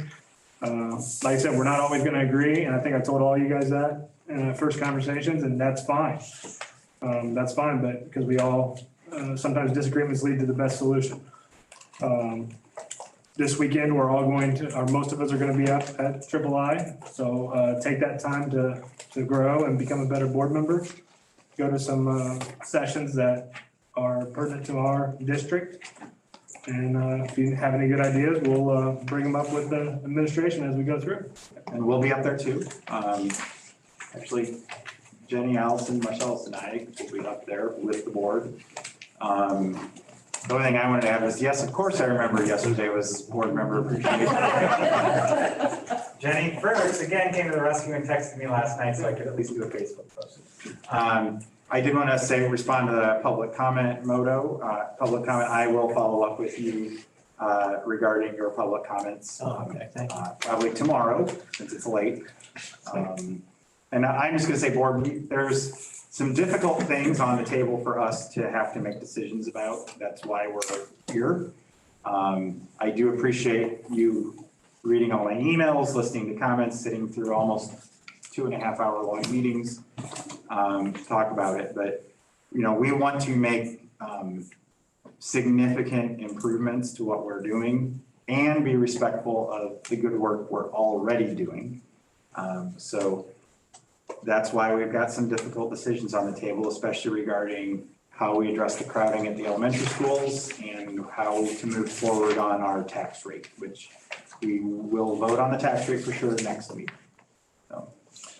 Okay, without any further ado, can I get a motion to adjourn? I so move. Ms. Pettit with a motion, can I get a second? I'll second. Tyler Wilson with a second. All those in favor? Aye. Anybody opposed? Anybody abstaining? All right, thank you, guys.